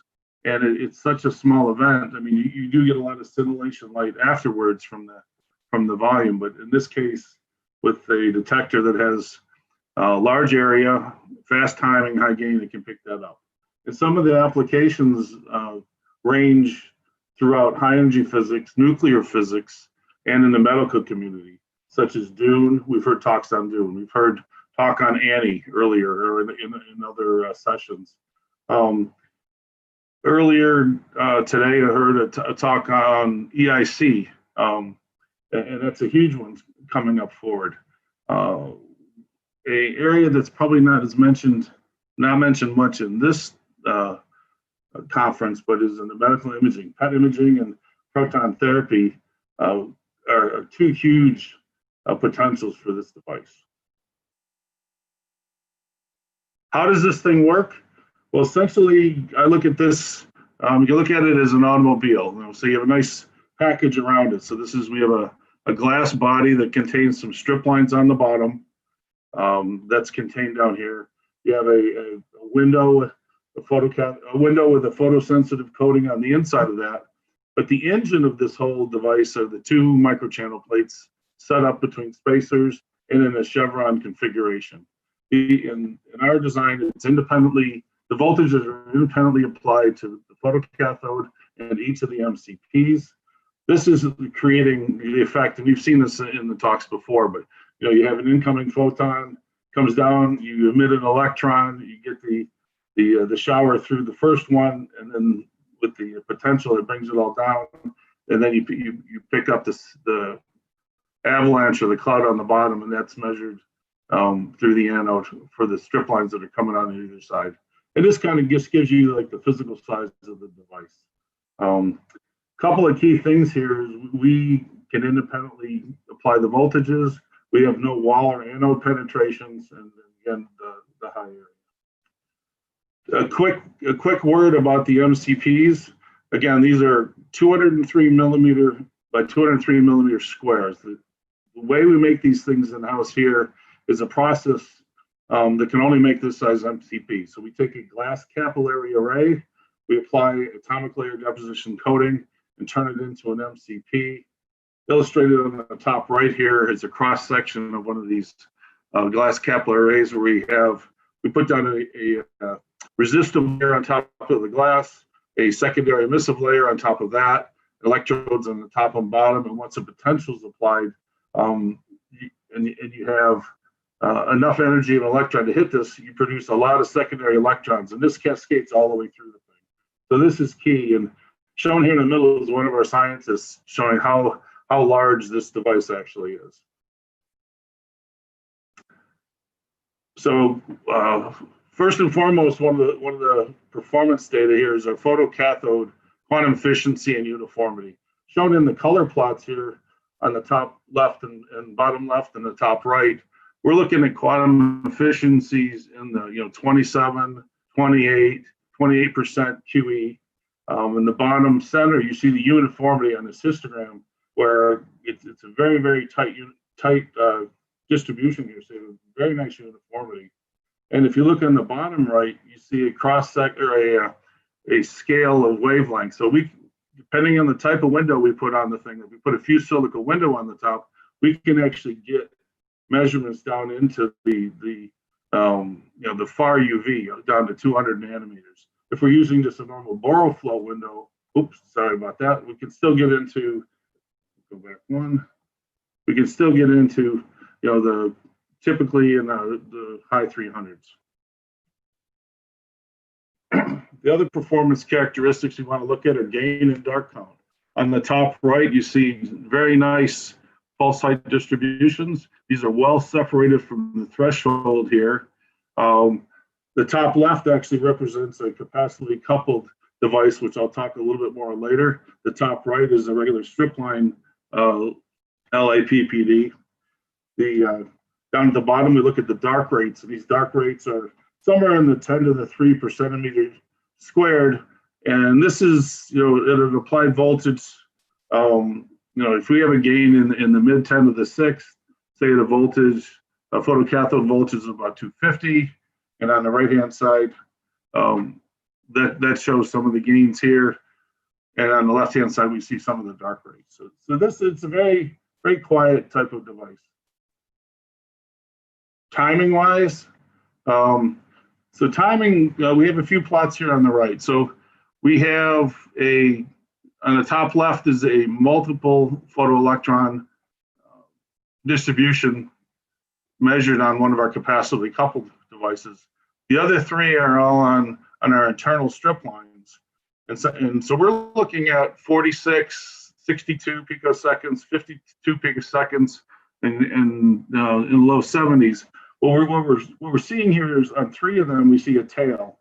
And the tail is actually from some of the electrons will actually hit some of the walls around the pore channel, and they'll bounce back and then go through. And so you have this little tail of a curve. But on the multiple PE event, you're having so many of the electrons come through, and so you actually don't see the tail because you're flooded enough with enough events coming through. A couple of the key things to see here is the signal to noise ratio or gain really affects the transit time. So the lower the gain, the higher the transit time spread. The same thing with the photocathode voltage. If the photocathode voltage is too low, you're not going to get enough energetic photon or electrons going through and bouncing off, creating the secondary ones. So you want to have a good, find a good sweet spot for the detector to work at with the photocathode voltage and enough voltage on the MCPs to run that. Two other factors I won't go into detail, but are the bias angle on the chevron pair and the diameter. Position, we measure position along a strip, shown here in the top middle, and a cross strip by centroiding. And by looking at the time difference between one end and the other, on the strip lines or centroiding across here, we're looking at uncertainties in the 1.4 millimeters across the strip, 0.76 millimeters. I mean, this is along a strip and 0.76 across the strip. Gen 2, this is one of our difference between the strip line and the one on the left and the capacitively coupled, where we actually put the internal ground plane on the inside. A key thing on the Gen 2 capacitively coupled is you can have a customizable anode pattern on the bottom for the signal pickup board. And this is based on the user's definition of what they need to use for their particular application. So a lot of flexibility. You can balance the number of pad with the electronics that you need, which is also a huge cost. But both of them are optimized for timing. This kind of shows a real live version of that, where the resistive anode is applied on the inside of the package, the sealed LAPPD. On the top right here, we have the board with this. The photocathode is independent of the type of Gen 2, but again, the pixelated anodes, one key thing is this enables a high fluence application, and you could range the size of these pixels. We've tested them down to 3 millimeters square up to, in this case, that's 25 millimeters square. The capacitive couple preserves the rise time with capacitive versus direct, and that's key for timing.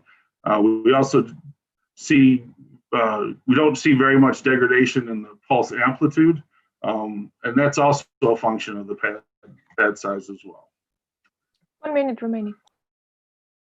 Okay, very good. I just want to make mention of a 10 centimeter device, and this one is to take advantage of smaller pore size MCPs for timing and B field, and then also being able to reduce the gap between the MCPs and the photocathode, and that's good for spatial resolution. We've tested these things up to about 1.5 Tesla.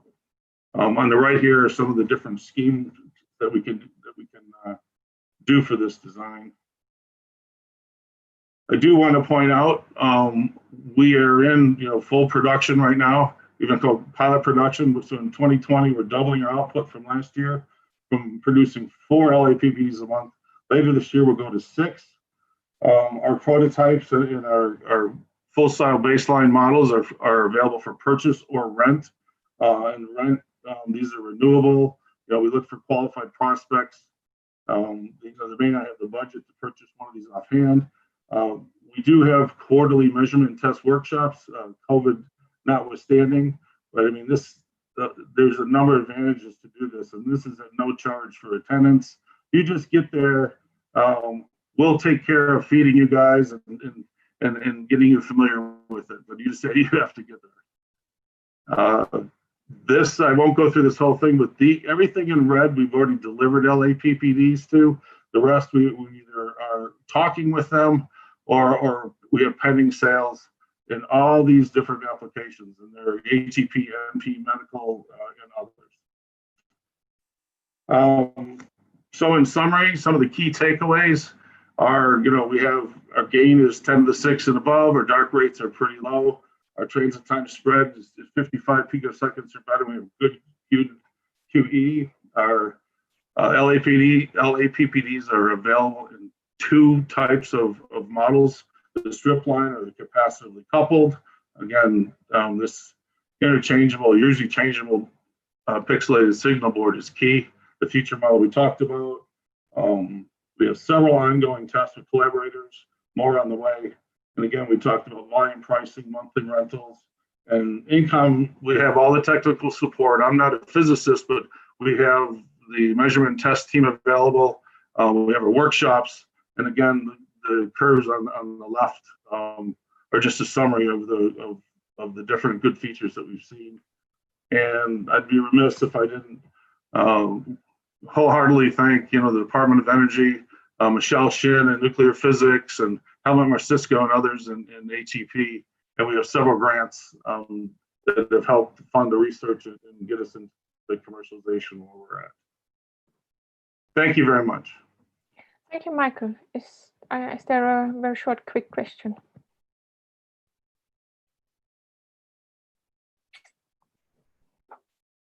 Then I propose looking at the time to move on. So thanks, Michael. And we will have next Gianfranco Tassielli, and with a proposal of a drift chamber for the IDEA experiment for a future E+ E- collider.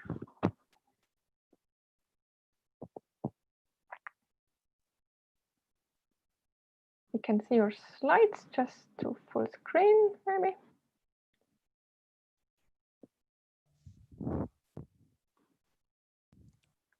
No, come on.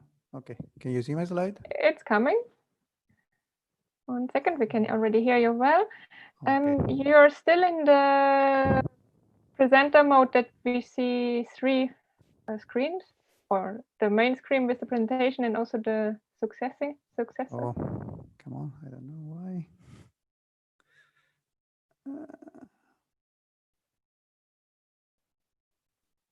Oh, I don't know why he's doing that. Okay, let's try with the PDF, probably it's better.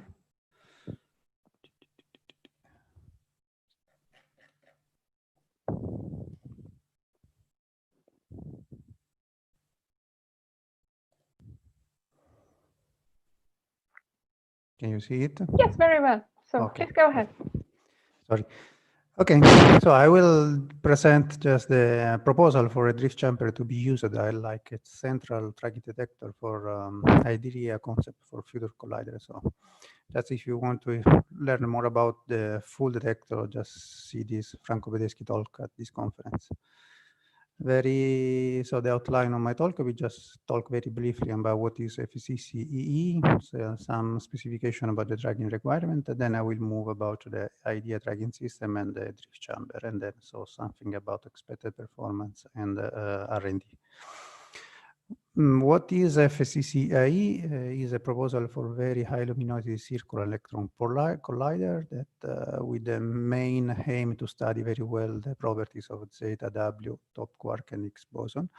It will, so it is designed to have a very high luminosity in the range from 10 to the 34, that goes from 10 to 100 at function of the energy of what the beam will be. And just let me point out that when this accelerator will run at the energy of the Z, there will be a bunch crossing every almost 20 nanoseconds. So which are the requirements for a tracking system? So will be very, let's say, state-of-art resolution on all the momentum range of interest that are driven from, let's say, from the decay of the Z and the H. And the fact that due to reduce the emittance of the accelerator, the magnetic field should be constrained to be of the order of 2 Tesla. And other aspect could be to have a good particle ID capability, and then will be some constraint about excellent BNC tagging and let's say small pitch. So having a good resolution impact parameter, this, let's say, almost drive the vertex resolution. And as I told before, there is so a requirement to work at 100 kilohertz, so interaction at the pole. The layout of the full, let's say, tracking system for the detector, starting from the inner part, so the close to the interaction point, there are some layers, 3 layers of silicon detector, very light and very precise. After there will be a tracker, outer silicon tracker, very close to the drift chamber. There are some outer tracker in the forward region. After there is the central part of the drift chamber, is the models that go from, let's say, 30 centimeter up to 2 meter, and is long, say 4 meter long drift chamber, is a helium-based drift chamber. And after the drift chamber, there is another silicon detector just to improve the resolution in the, let's say, asymptotic limit. And then there is a very light solenoid that work at 2 Tesla that include everything. With this configuration, the full tracking system will have, let's say, amount of mass that is less of 5% of in radiation length overall, let's say, the barrel region, and less than 50% in the forward region. How it is, let's say, this is the sensitive, the sensible part of the drift chamber. So the drift chamber will have some square drift cell made with wires in a full stereo configuration. And we will use an approach, let's say, to how to construct chamber with very dense wire, using this approach, having 2 stereo view that then are squeezed together to be very close and create a unique, let's say, structure with a better, let's say, field wire to sense wire ratio. And in the total will be, let's say, 50,000 sense cell and in total almost 350,000 wires. the construction is inspired by the MEG2 drift chamber, MEG2 in experiment. So you can find some reference here, experiment for mu gamma conversion. And okay, why we think that the construction that we develop for MEG2 drift chamber is important for the idea drift chamber? Let's say we introduce two main features. Let's say to build a very light drift chamber, there is the first trick is to try to divide, respect to a traditional way to build a drift chamber, to divide the function of gas containment from the function of wire anchoring system, wire supporting. So if you can, so in this way, if you can construct two very specialized structures that are very light with respect to having, let's say, a full end plate that has to maintain all the gas and wires. In this construction scheme, you can create, let's say, the amount of material in the parallel reduced at the level of 10 to the minus 3 radiation length, and the forward goes to the 10 to the minus 2. You can see, let's say, since you have to put a lot of wire and very delicate wire, you have to try to have a different technique we will see after, but just in the picture in the bottom, you can see the MEG2 chamber when I was assembled just before the closing, and on the plot on the left, right, you can see details about how the wire are anchored. So they are not going through fit through, but they are soldered on some special PCB. So this is why, this is some details. So as I told, it is impossible to build a chamber with a lot of wires, and in the case of MEG2, if they are very dense, because in the MEG2 the cell dimension was very small, in a traditional way, so putting wire one wire by wire, but you have to change the approach. The approach was having some PCB, using some specialized wiring robot, you can solder a set of wires, in this case of MEG2, T2 wires, on a PCB, and then you have a support structure. In the case of MEG2 is very solid, but in the case of ADA it will be very light. And then after the construction of the chamber is very simple. You have to put this PCB with a wire, then after you have to put a spacer, it's a plastic spacer, and after another PCB with other wires. So stacking this structure, you construct very easily the drift chamber. And the fact that you're using a wire robot, you can reach a very high precision in positioning the wire and tensioning the wire. These are very crucial for the electrostatic stability of the chamber.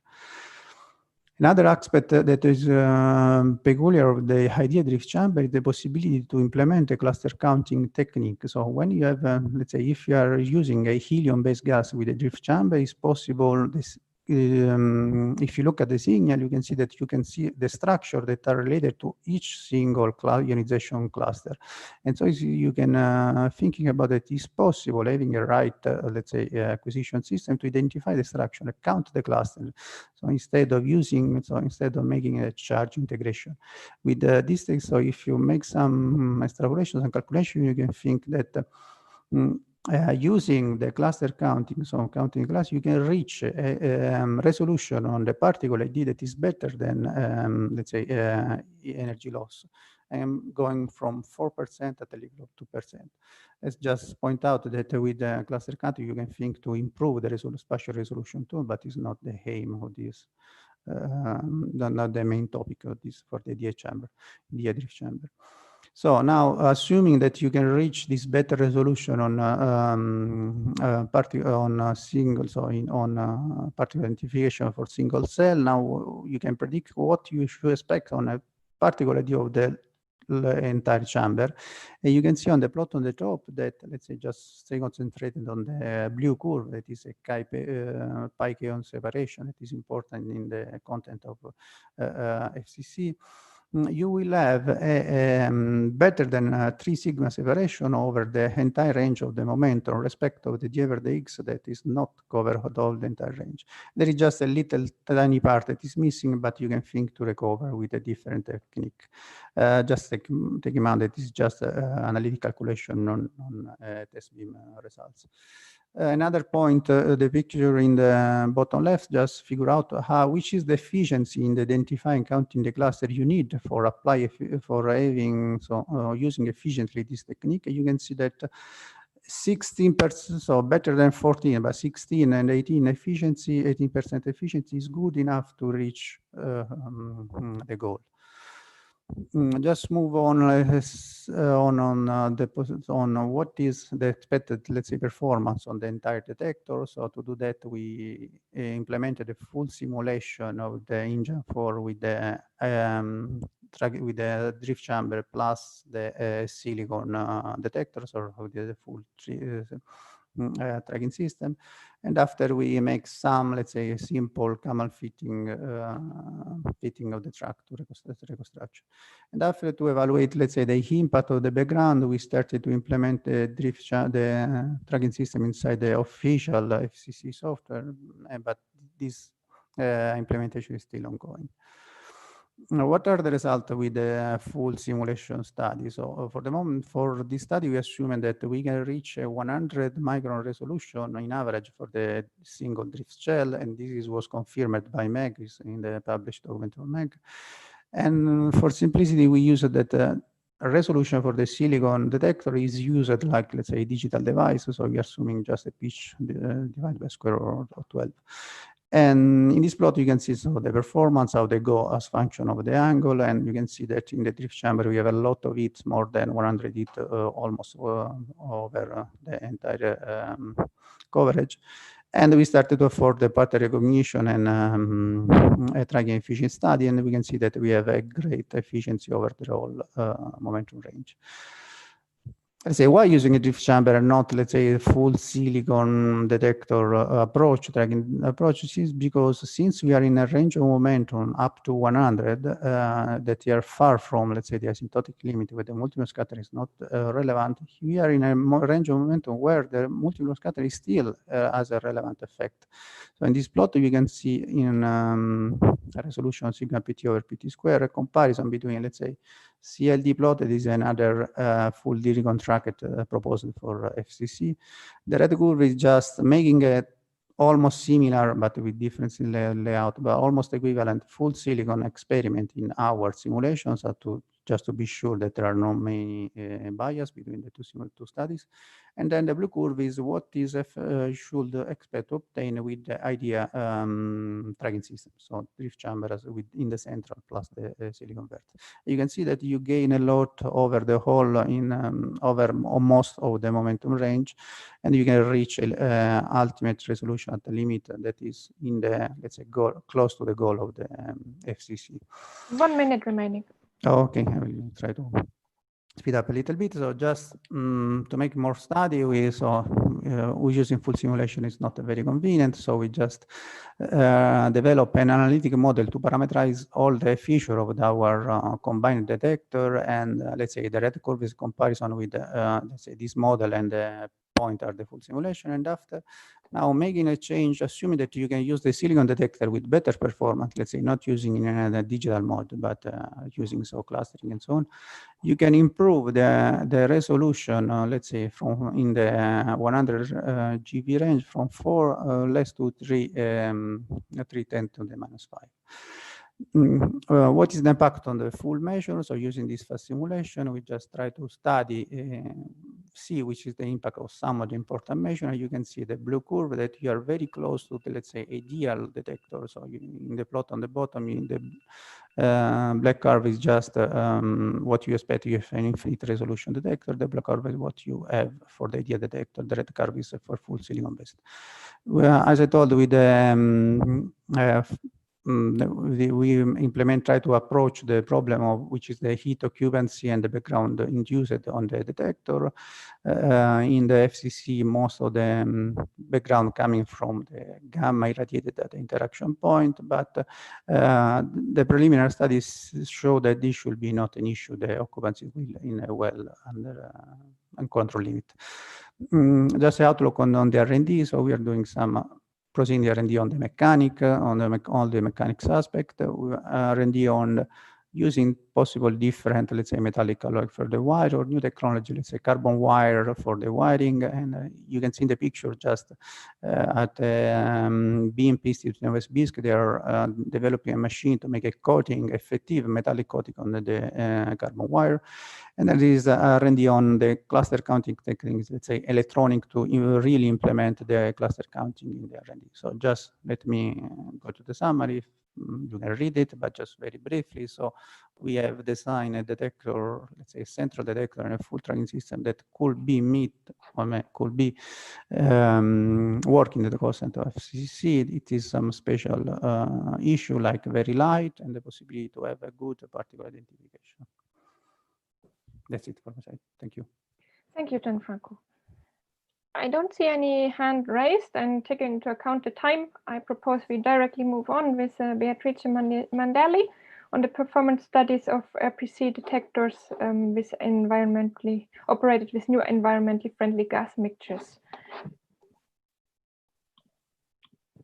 in the presence of the LHC-like radiation background. So we can see well your slides. Okay. And also hear you. So yes. Great. So we start.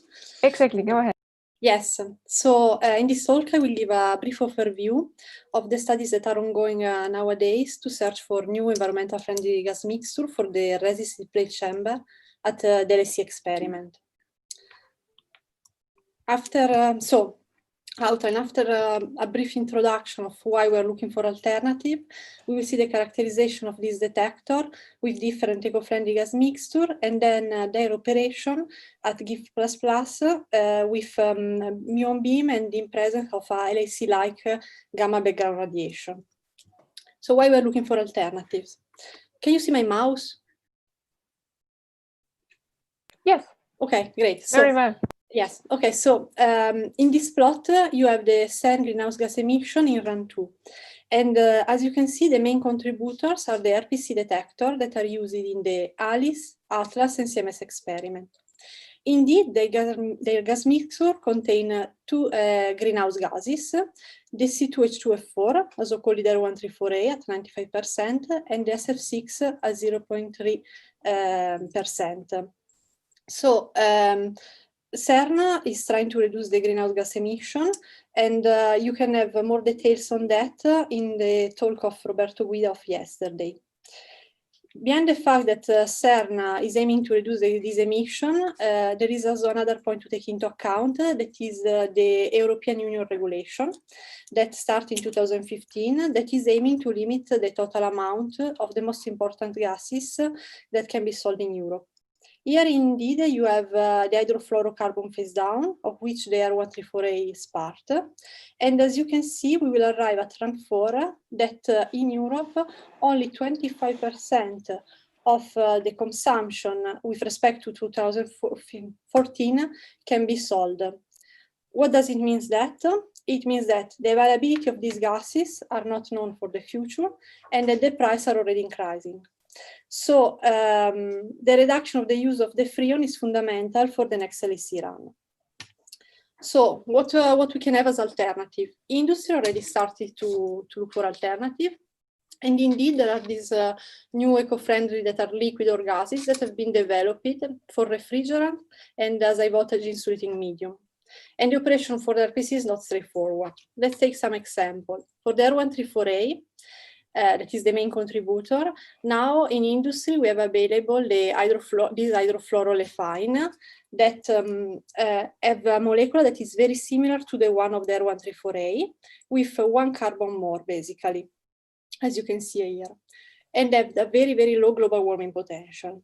For the SF6, they start to have alternative basically in the last few years, and the most using one are these Novak from the 3M company that you see they have a very complex chemical formula but very low global warming potential with respect to SF6. The goal of our R&D is actually to find an eco-friendly gas mixture that is compatible with the current ATLAS and CMS RPC system. And this is very important because you will see that it's very difficult because we cannot change in the experiment high voltage cable, front-end electronics, and all the infrastructure that is around. So, first of all, is characterization of this gas mixture in the lab. Here you have the setup, where you can see that we have a gas mixing unit that can mix up to 6 different gases. We have several gas analysis tools. We have obviously RPC that are like the one that we have installed in Atlas and CMS, so high pressure laminate with a 2 mm gas gap. And we basically record the signal with a kind digitizer that is basically allowing us to record all the interesting parameters that we need for characterization: pulse charge, pulse rate, time, and so on. If we look at some results, the first thing that we tried to do was to directly replace the Freon with the HFO. But this actually doesn't work for two reasons. First of all, the avalanche signal is much smaller with HFO gas mixture. And the second point is that we need a very high voltage, more than 12 kilovolt, to start to see some signals. And nowadays, the detector are working the experiment at about 9.5-10 kilovolt. So it's much higher. So the first things to do is actually to try to reduce the voltage working point.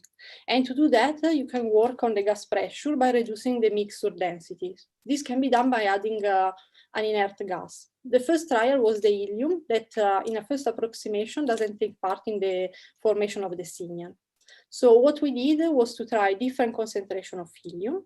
And once we saw that even with different concentration of helium and HFO in the gas mixture, we didn't have good results, we arrived to a gas mixture made of 5 components. So we still have the SF6 and the isobutane. We add helium to lower the voltage working point, and then we have half and half of the R134A and HFO. With this gas mixture, we arrived to a global warming potential of 800 instead of the 1500 of the standard gas mixture. Here you have an example of performance. So in black, you have the standard gas mixture.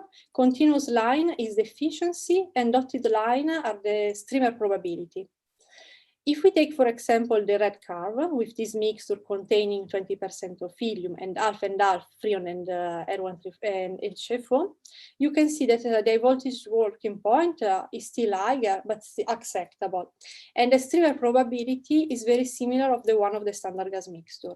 So this gas mixture actually is working pretty well. At the time of the test, we actually then discarded this gas mixture because helium it was not possible to use helium in the experiment. So we moved to another gas, and we tried the CO2. With the CO2, 10% of CO2 is lowering the voltage of 800 volts, more or less. The problem with CO2 is that it's taking part in the formation of the signal, and then it's more difficult to find a good gas mixture. So there are two different things that we did. Again, a gas mixture, we started with a gas mixture containing half CF4, half Freon and half HFO with the addition then of CO2. And you can see basically that by increasing the CO2 concentration, we are decreasing the voltage working point. But if you look, for example, at the pink curve, okay, that are with 50% CO2, you can see that we have a very high streamer probability. So what we did, we worked with the SF6. So we added a bit of SF6, and you can see with by increasing the SF6, we have a streamer probability that is quite good. It's more or less 2 times the one of the standard gas mixture that is here in black. Okay. The point is that by adding SF6, we are increasing the global warming potential. So we pass it from 400 to 500-600, but still a factor 3 with respect to the standard gas mixture. In the last year, we also started to look for a replacement for the SF6, as basically this new Novec came out in the market more or less 1 year ago. Indeed, in the SF6, you use it a very small quantity in the RPC gas mixture because it's only 0.3%, but it contributes for the 5% in the global warming potential, because remember the global warming potential is about 24,000. I will not go into the detail of all these tests, but I will show just you a few examples. Again, we have in black the standard gas mixture, and if we take this Novec 4710, what we did from the standard gas mixture, we take out the SF6 and we added the Novec in a concentration of 0.1%, and you see basically that the performance are exactly the same in terms of efficiency and in terms of streamer probability that is over there. So this Novec is very, very good as a replacement for the SF6. But there is a problem because we figure out that this gas may react with water. And remember that in the RPC gas mixture, we have 40% relative humidity. So now studies are ongoing to try to understand if there can be any problem in having the water with this NOVEC for the performance of the detector. We tested also other NOVEC gases or other type of gases. Performance are all the time pretty good, but there is always a problem that can be a bit higher streamer probability, or if we take, for example, the case of the CF3I is toxic and mutagenic, so it cannot be used in the experiment. So this R&D part of the SF6 is just started, and we are still working on that. If we move now to the test of the detector in LHC like background radiation, so we move it to the GIF. And GIF, we had, during test beam period, we have a muon beam of 100 JV, and there is a cesium gamma source of 14 terabecquerel. Here you have a picture of the setup with the detector over there. Okay, and here you have the source. Basically what we did, we selected two eco-friendly gas mixture that have pretty good performance with respect to the standard CMS and Atlas gas mixture, and we perform our test. So the gas mixture that we selected are the two that you can see over there. And you see we have one with 40 and one with 50% of CO2. And we have a mix of R134A and HF4 in the same proportion. Isobutane again and SF6. Okay, so we tested the detector at different gamma rate. And here you have the results at 40 kilos per centimeter square. In blue, you have the standard gas mixture, and in orange, the one with 50% CO2, and in green, the one with 40. As you can see, we have basically the test beam measurement confirmed the laboratory test, because we have more or less the same high voltage shift with operating with HFO gas mixture. And the streamer probability is about a factor 2 higher with HFO gas mixture. The problem that we figure out are about the detector current that are pretty high, a factor 2 more with this eco-friendly gas mixture. And this could have effect aging problem for the future. So long-term tests have to be done. If we look now at the 40% HFO gas mixture, here you have a plot again on the efficiency streamer probability with different gamma rate. And you can see that the efficiency does not depend on the background radiation for all the absorption factor. And the streamer probability decreases with the increase of the background radiation, as it is for the standard gas mixture. And this is due to space charge effects. We also did several studies on the pulse charge, both for avalanche and streamer. And here you have an example with source off, so basically cosmics, and here at 40 kilos per centimeter square. What one can see is that while the avalanche pulse charge is the same in the two cases for the standard gas mixture, is decreasing in the case of this eco-friendly gas mixture. The same happens for the streamer probability, that is decreasing with the increase of the radiation. And this again is due to charge development effects inside the detector. Last but not the least, we are also looking at creation of the impurity. Indeed, it's very well known that the R134A breaks under the effects of the high radiation and electric fields.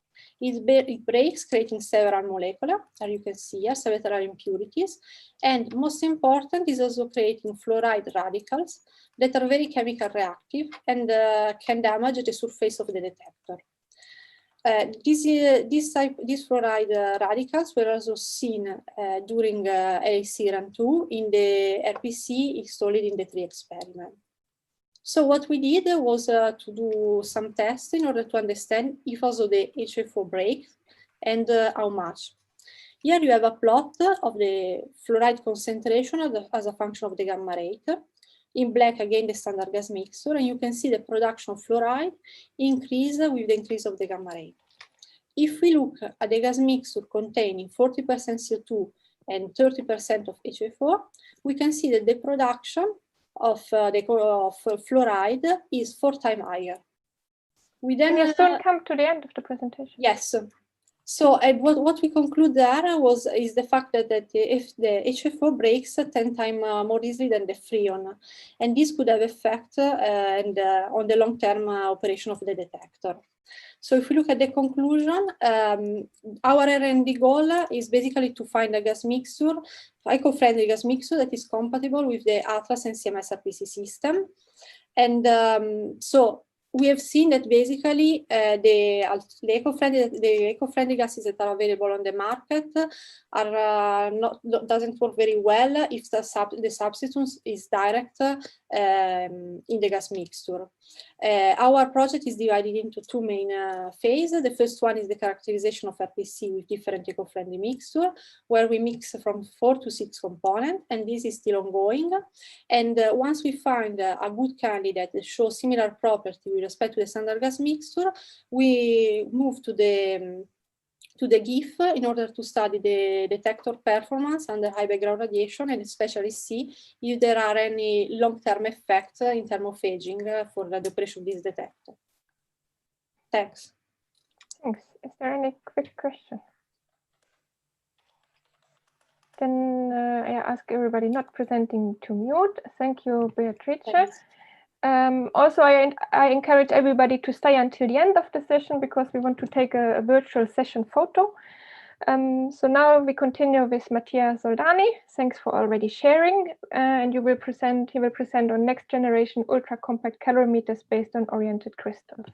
We can see you and the slides very well. Yeah, very well. Yeah, also hear you. Go ahead. Okay, fantastic. Okay, so let me start by saying that I speak on behalf of the Elliott experiment, which is devoted to the study of the interaction between high energy particles and the oriented lattice of crystalline media. Therefore, today I will present a novel idea that exploits the crystalline nature of the most common media currently used in high energy physics calorimetry. Of course, a quick summary of the coherent effects that occur in oriented crystals will be given, as well as a discussion on the status of the investigation and on the possible applications of this concept. So when a charged particle crosses a crystal with small angle with respect to the lattice axis, that is the periodic arrays of nuclei, the electromagnetic potential it experiences is not Coulomb-like, but rather can be described as a continuous barrier.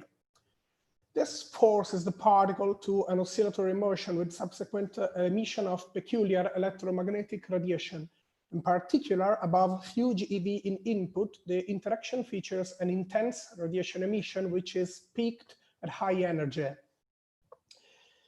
Now, let's explore the most extreme case with some quantitative coordinates.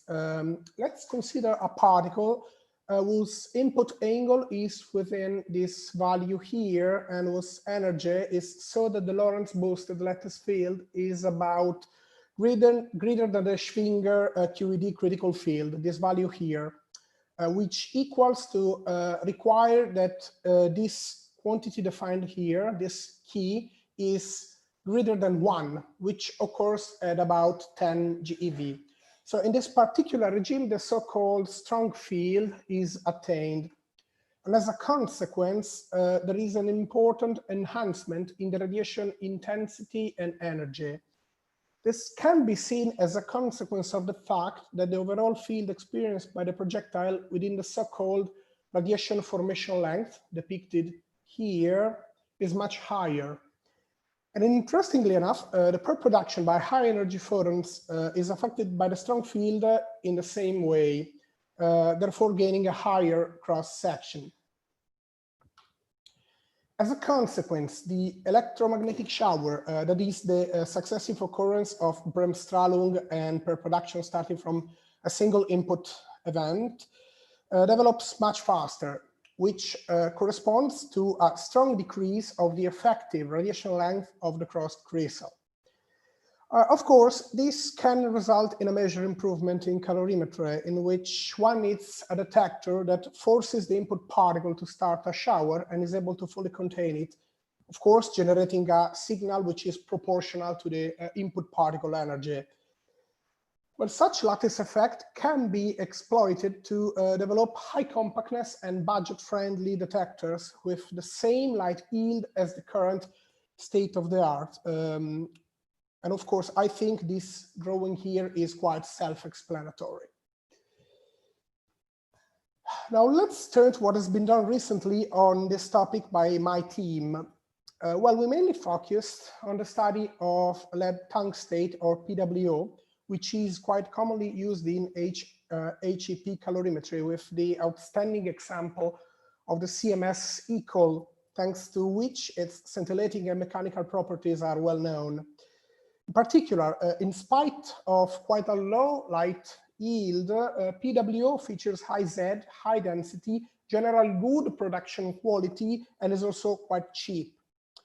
Also, from the lattice point of view, both its principal axes, depicted here as 001 and 100, have quite high electromagnetic potentials and are therefore suitable for the strong field regime. Well, we performed several beam tests with electrons and various PWO samples in both the strong field regime, which was done at the CERN North area with 120 GeV beams, and also the sub-strong field regime, which is attained when K is between about 0.1 and 1, which was done at the DESY beam test facility. In particular, we tested these two samples. First, a thin strip with a thickness of 20 to 30% of radiation length along the principal axis was tested at CERN, where radiation length in thickness along the 100 axis was tested at DESY. So the first thing we can show is that the energy loss inside the crystal, depicted in this plot here, has a spectrum that matches the one obtained from the simulations in both the axial alignment and the random condition, that is the amorphous-like orientation of the sample, very far from the axis. The comparison with simulation depicted here allowed us to determine a 5-fold reduction of the radiation length when on axis, which is, of course, quite remarkable. Of course, the angular range of the strong field effect was then also explored, and one can see here in the bottom left that the effect peak, which is here, extends up to more than 2 milliradians. However, it was also observed that the axis affects the interactions in some way up to about 1 degree, as expected by the strong field regime effects. In 2019, we also perfected the way to read the PWO scintillation light out, which was done via a silicon photomultiplier coupled to one of the strip sides, as you can see in this picture here. Again, there is good agreement between the light output spectra obtained from the data, shown here, and the simulation. Then we had a beam test at DESY, and the DESY 5.6 GeV electron beam line allowed us to explore the already mentioned sub-strong field regime. Of course, this analysis work is still in progress, but one can already see here that the energy loss spectrum modifications with respect to the amorphous-like conditions are macroscopic and have wide angular range. We talk about again, 1 degree. Okay, so let me now spend a few words on the various applications this concept might successfully be exploited for. The idea of a compact electromagnetic calorimeter is interesting in the development of a fixed target experiment, in which there is in general need for quite a small transverse coverage. Of course, the compactness is an absolute upside, but however, one may also think about a trade-off between compactness, cost, and mechanical precision. In this scenario, depicted here in this drawing, only the upstream layers of a segmented homogeneous calorimeter would be made of oriented crystals, leaving the rear part in random configuration. Also, it is quite interesting to add that, as shown in this simulation results, when on axis, the shower longitudinal peak is indeed located quite upstream inside the detector, And most importantly, its position is independent on the input energy, which again is particularly interesting, especially considering future experiments that explore the TeV scale. Well, incidentally, this concept is already under study for a specific application, that is the small angle calorimeter of the CLEVER experiment, which is going to study the K-long decay, the rare K-long decays at a CERN SPS. Okay, this detector would be located in the downstream part of the CLEVER apparatus, right along the path of the neutral hadron beam, which is why we're actually opting for oriented crystals.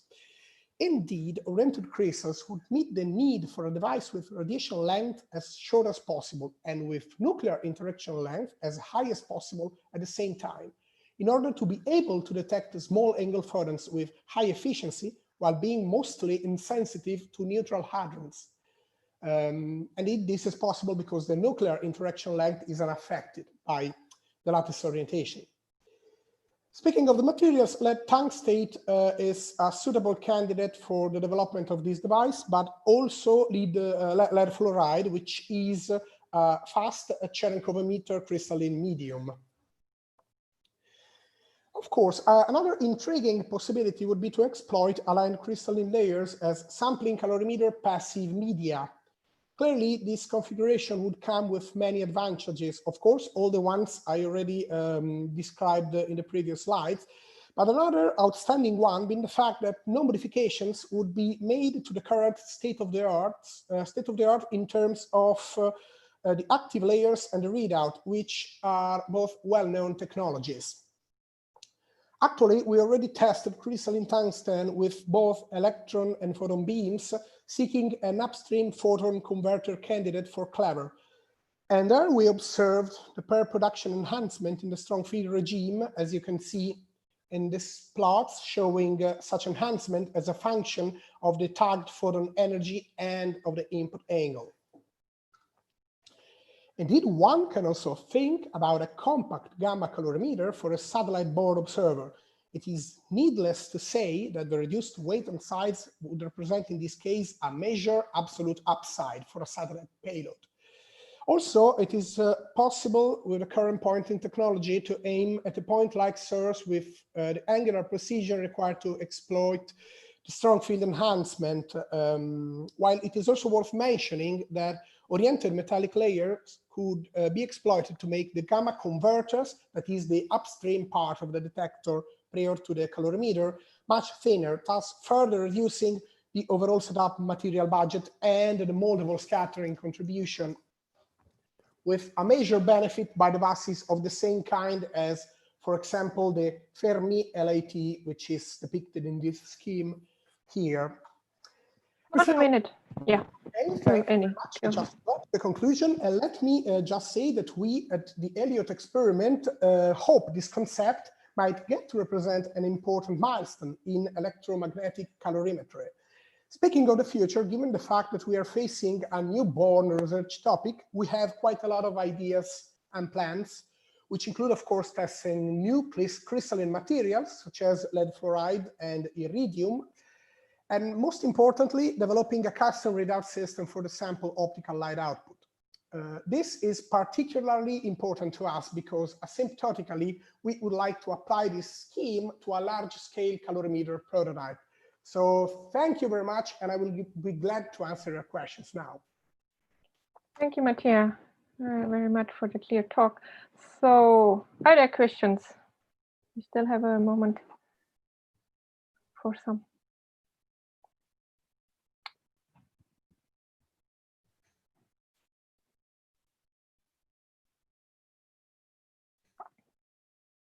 So for beam tests, which location do you go to?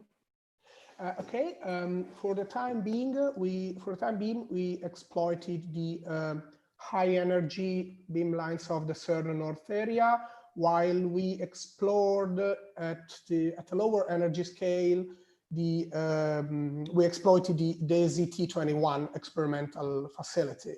And this is also for the future, of course, we have already a beam test planned for this December, again at DESY. Of course, this is coronavirus dependent, But at the same time, we would like to enlarge our experience, maybe by also considering the possibility of using the CERN East Hall lower energy beam test facility.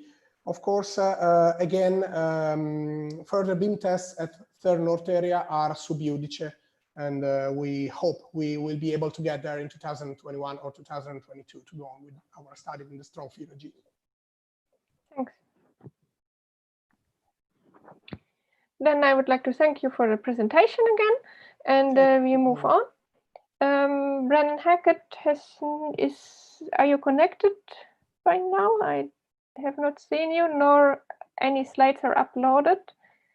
This is why then I propose we skip this talk, and Brian, you will be the next one on low radioactivity argon for dark matter and rare event searches. I hope this is fine to jump directly to you. All right. We can already hear you, and you start this sharing. All right. Can you see my slides? Yeah, and perfect in full screen. So please go ahead. Okay. Good afternoon or good morning, wherever in the world you may be.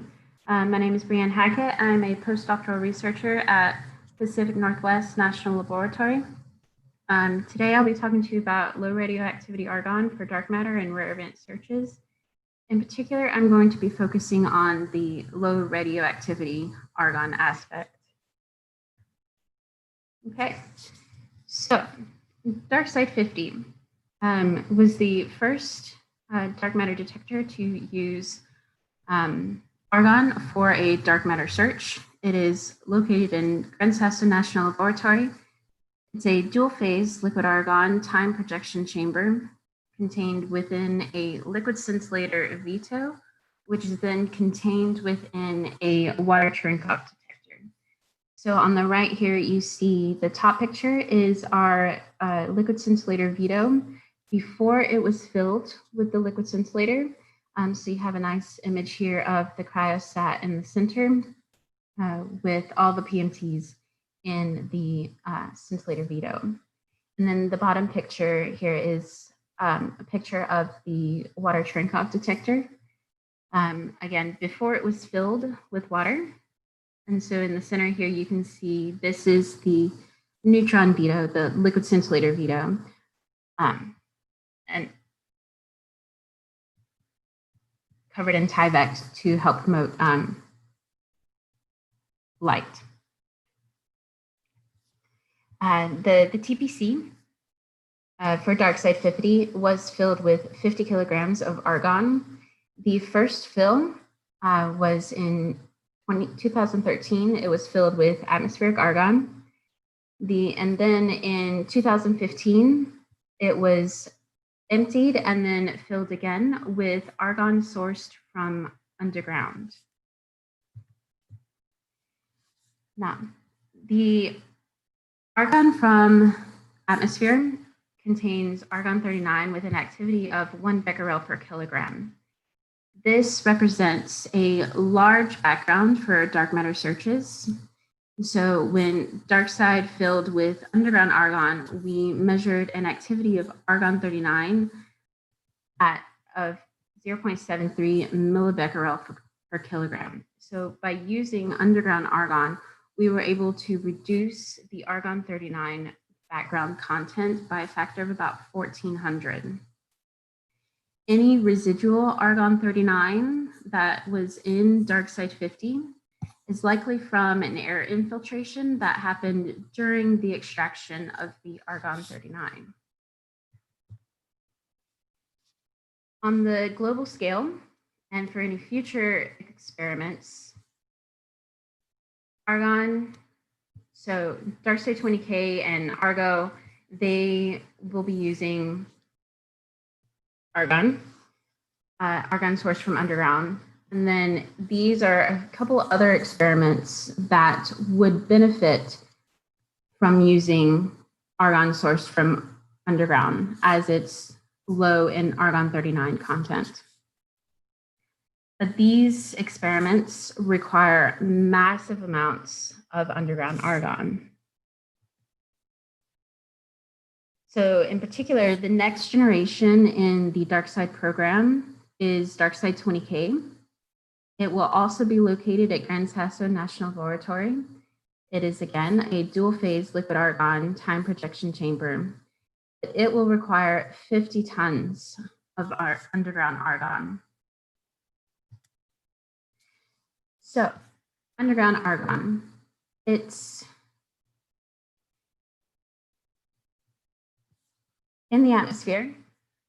Argon-39 is produced from cosmic ray interactions, primarily from argon-40. As I mentioned earlier, it has an activity of 1 becquerel per kilogram, which represents a large background for dark matter experiments. So in the atmosphere, you have all these different production mechanisms for argon-39. But if you want to use argon for dark matter detection, then you need to find a way to get rid of this argon-39 content. And so what you can do is you can look for sources that are low in argon-39. So then if you look to argon that is underground, then the actual production mechanism for argon-39 is different from what you find in the atmosphere. So underground, the argon-39 is produced from potassium-39 and its interaction with neutrons. These neutrons, if you trace them back, they come from the radioactive, the radioactive decay of uranium and thorium. So if you can find a source underground that is low in uranium and thorium, and ideally also low in potassium-39, then you have the potential for finding argon that is very low in argon-39 content. So to that end, a search was undertaken in 2009 to find a source of underground argon. And they did that in 2009. And so that source is from a CO2 well in Southwest Colorado. In particular, it's in the McElmo Dome area of Doe Canyon in Southwest Colorado. This CO2 well had 440 parts per million argon within the CO2 stream. This site in Colorado is currently the only known proven source for argon that is low in argon-39. This poses the question of where else in the world can we find argon low in argon-39, which is an ongoing effort for future dark matter experiments which intend to use argon as a target. So for DarkSide 50, the underground argon was extracted at a plant here in Colorado. Then it was shipped to Fermilab for purification. And the underground argon production averaged 140 grams per day in order to fill the 50 kilogram DarkSide 50 target. The DarkSide 20K and any future planned argon experiments will need much more underground argon, and the underground argon will need to be produced, purified at a much faster rate than was done for the argon for DarkSide 50. So, in order to get argon sourced from underground to DarkSide 50, what needs to happen are 3 basic steps, really. You have to extract the argon from the CO2 wells with a designated plant. This plant, which is in preparation right now, is called uranium. This plant will be located next to the site of the previous underground argon extraction. The next step is to ship this underground argon by ship from Colorado in the US all the way to Sardinia, Italy for a chemical purification. And this chemical purification is going to happen at a plant called ARIA. And then the next step is the underground argon will be shipped again by ship, by sea, to LNGS for insertion into DarkSide 20K. Along the way, we would like to have a quality assurance. So a small portion of the underground argon is going to be sent to DART for argon 39 measurement. So again, one can ask, since the underground argon is going to be shipped by sea, what happens if we decide to fly the small portion of the underground argon to DART instead of shipping it by sea? So what is the end growth of argon 39 during its flight, which is another effort that is ongoing here at PNNL. So, Urania. It's going to be located next to the previous location that the DarkSide 50 underground argon extraction occurred in Colorado. We're going to extract the underground argon from the same source as the DarkSide 50 target. This extraction and the chemical purification plant is going to be built by Polaris, an Italian company. The argon is going to be extracted at a rate of 300 kilograms per day, as compared to previously with DarkSide 50, they only averaged 140 grams per day. And this underground argon will have a purity of 99.99%. So here at the bottom is a little schematic from Polaris of what the plant is going to look like. So in the first phase, first part of the plant, they're going to do a first carbon dioxide separation, and then it will undergo a second carbon dioxide separation.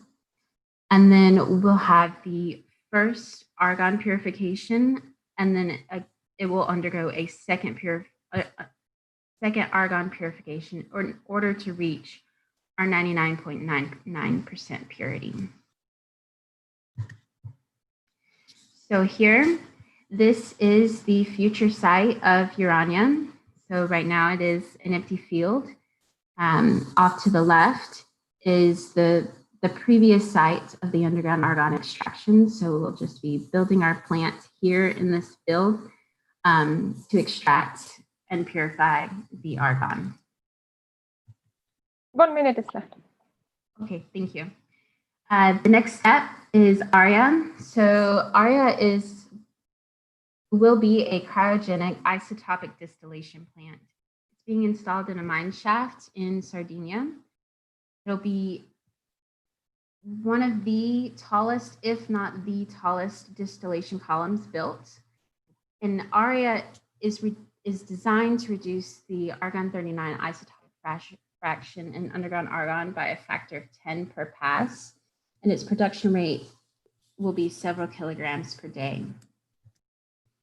But for DarkSide 20K, at the timescale needed for DarkSide 20K, ARIA will only be able to provide a chemical purification. So the underground argon is just going to undergo, it's just going to be put into the distillation column to separate out any impurities left over. And using ARIA for chemical purification, we'll be able to produce argon that is ready for DarkSide 20K at a rate of 1,000 kilograms per day. The last step for quality assurance is for the underground argon, a small portion of it, to be shipped to DART, which is located at Confranc in Spain. DART is going to be housed within the RDM experiment. It is a small single-phase liquid argon detector with an active volume of about 1 liter. And it's going to be able to measure an argon 39 depletion factor on the order of 1,000 with 10% precision. And it'll be able to measure the argon 39 content, not only for DarkSide 20K, but any future argon experiments that come along. So thank you. Thank you very much. Is there any question? Can you comment on how long it took to find this specific location? And was there many then measurement steps in between, or how is it done? So I'm not entirely sure of the exact timeline for how long it took them to find the source. I think it was somewhere on the order of 1 to 2 years, maybe longer.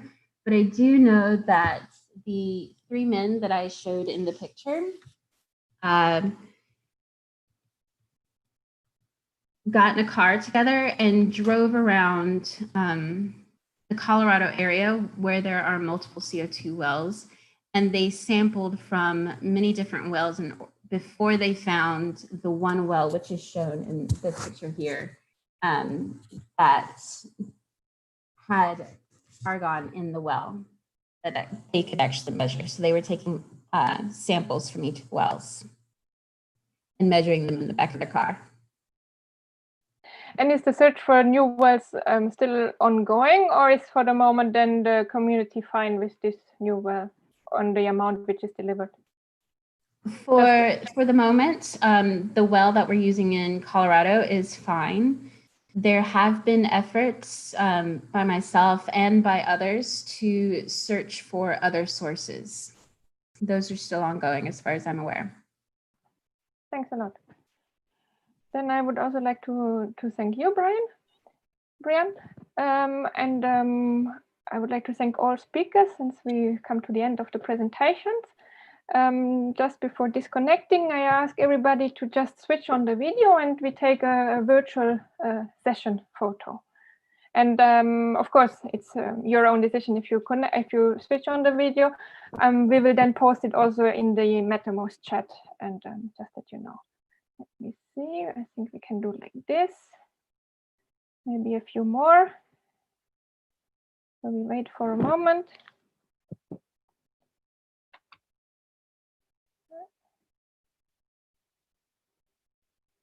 Yeah, very nice.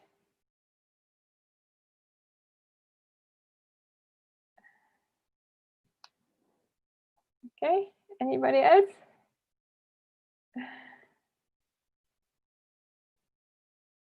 Okay, very nice. Good, then I take the picture. Let me see here.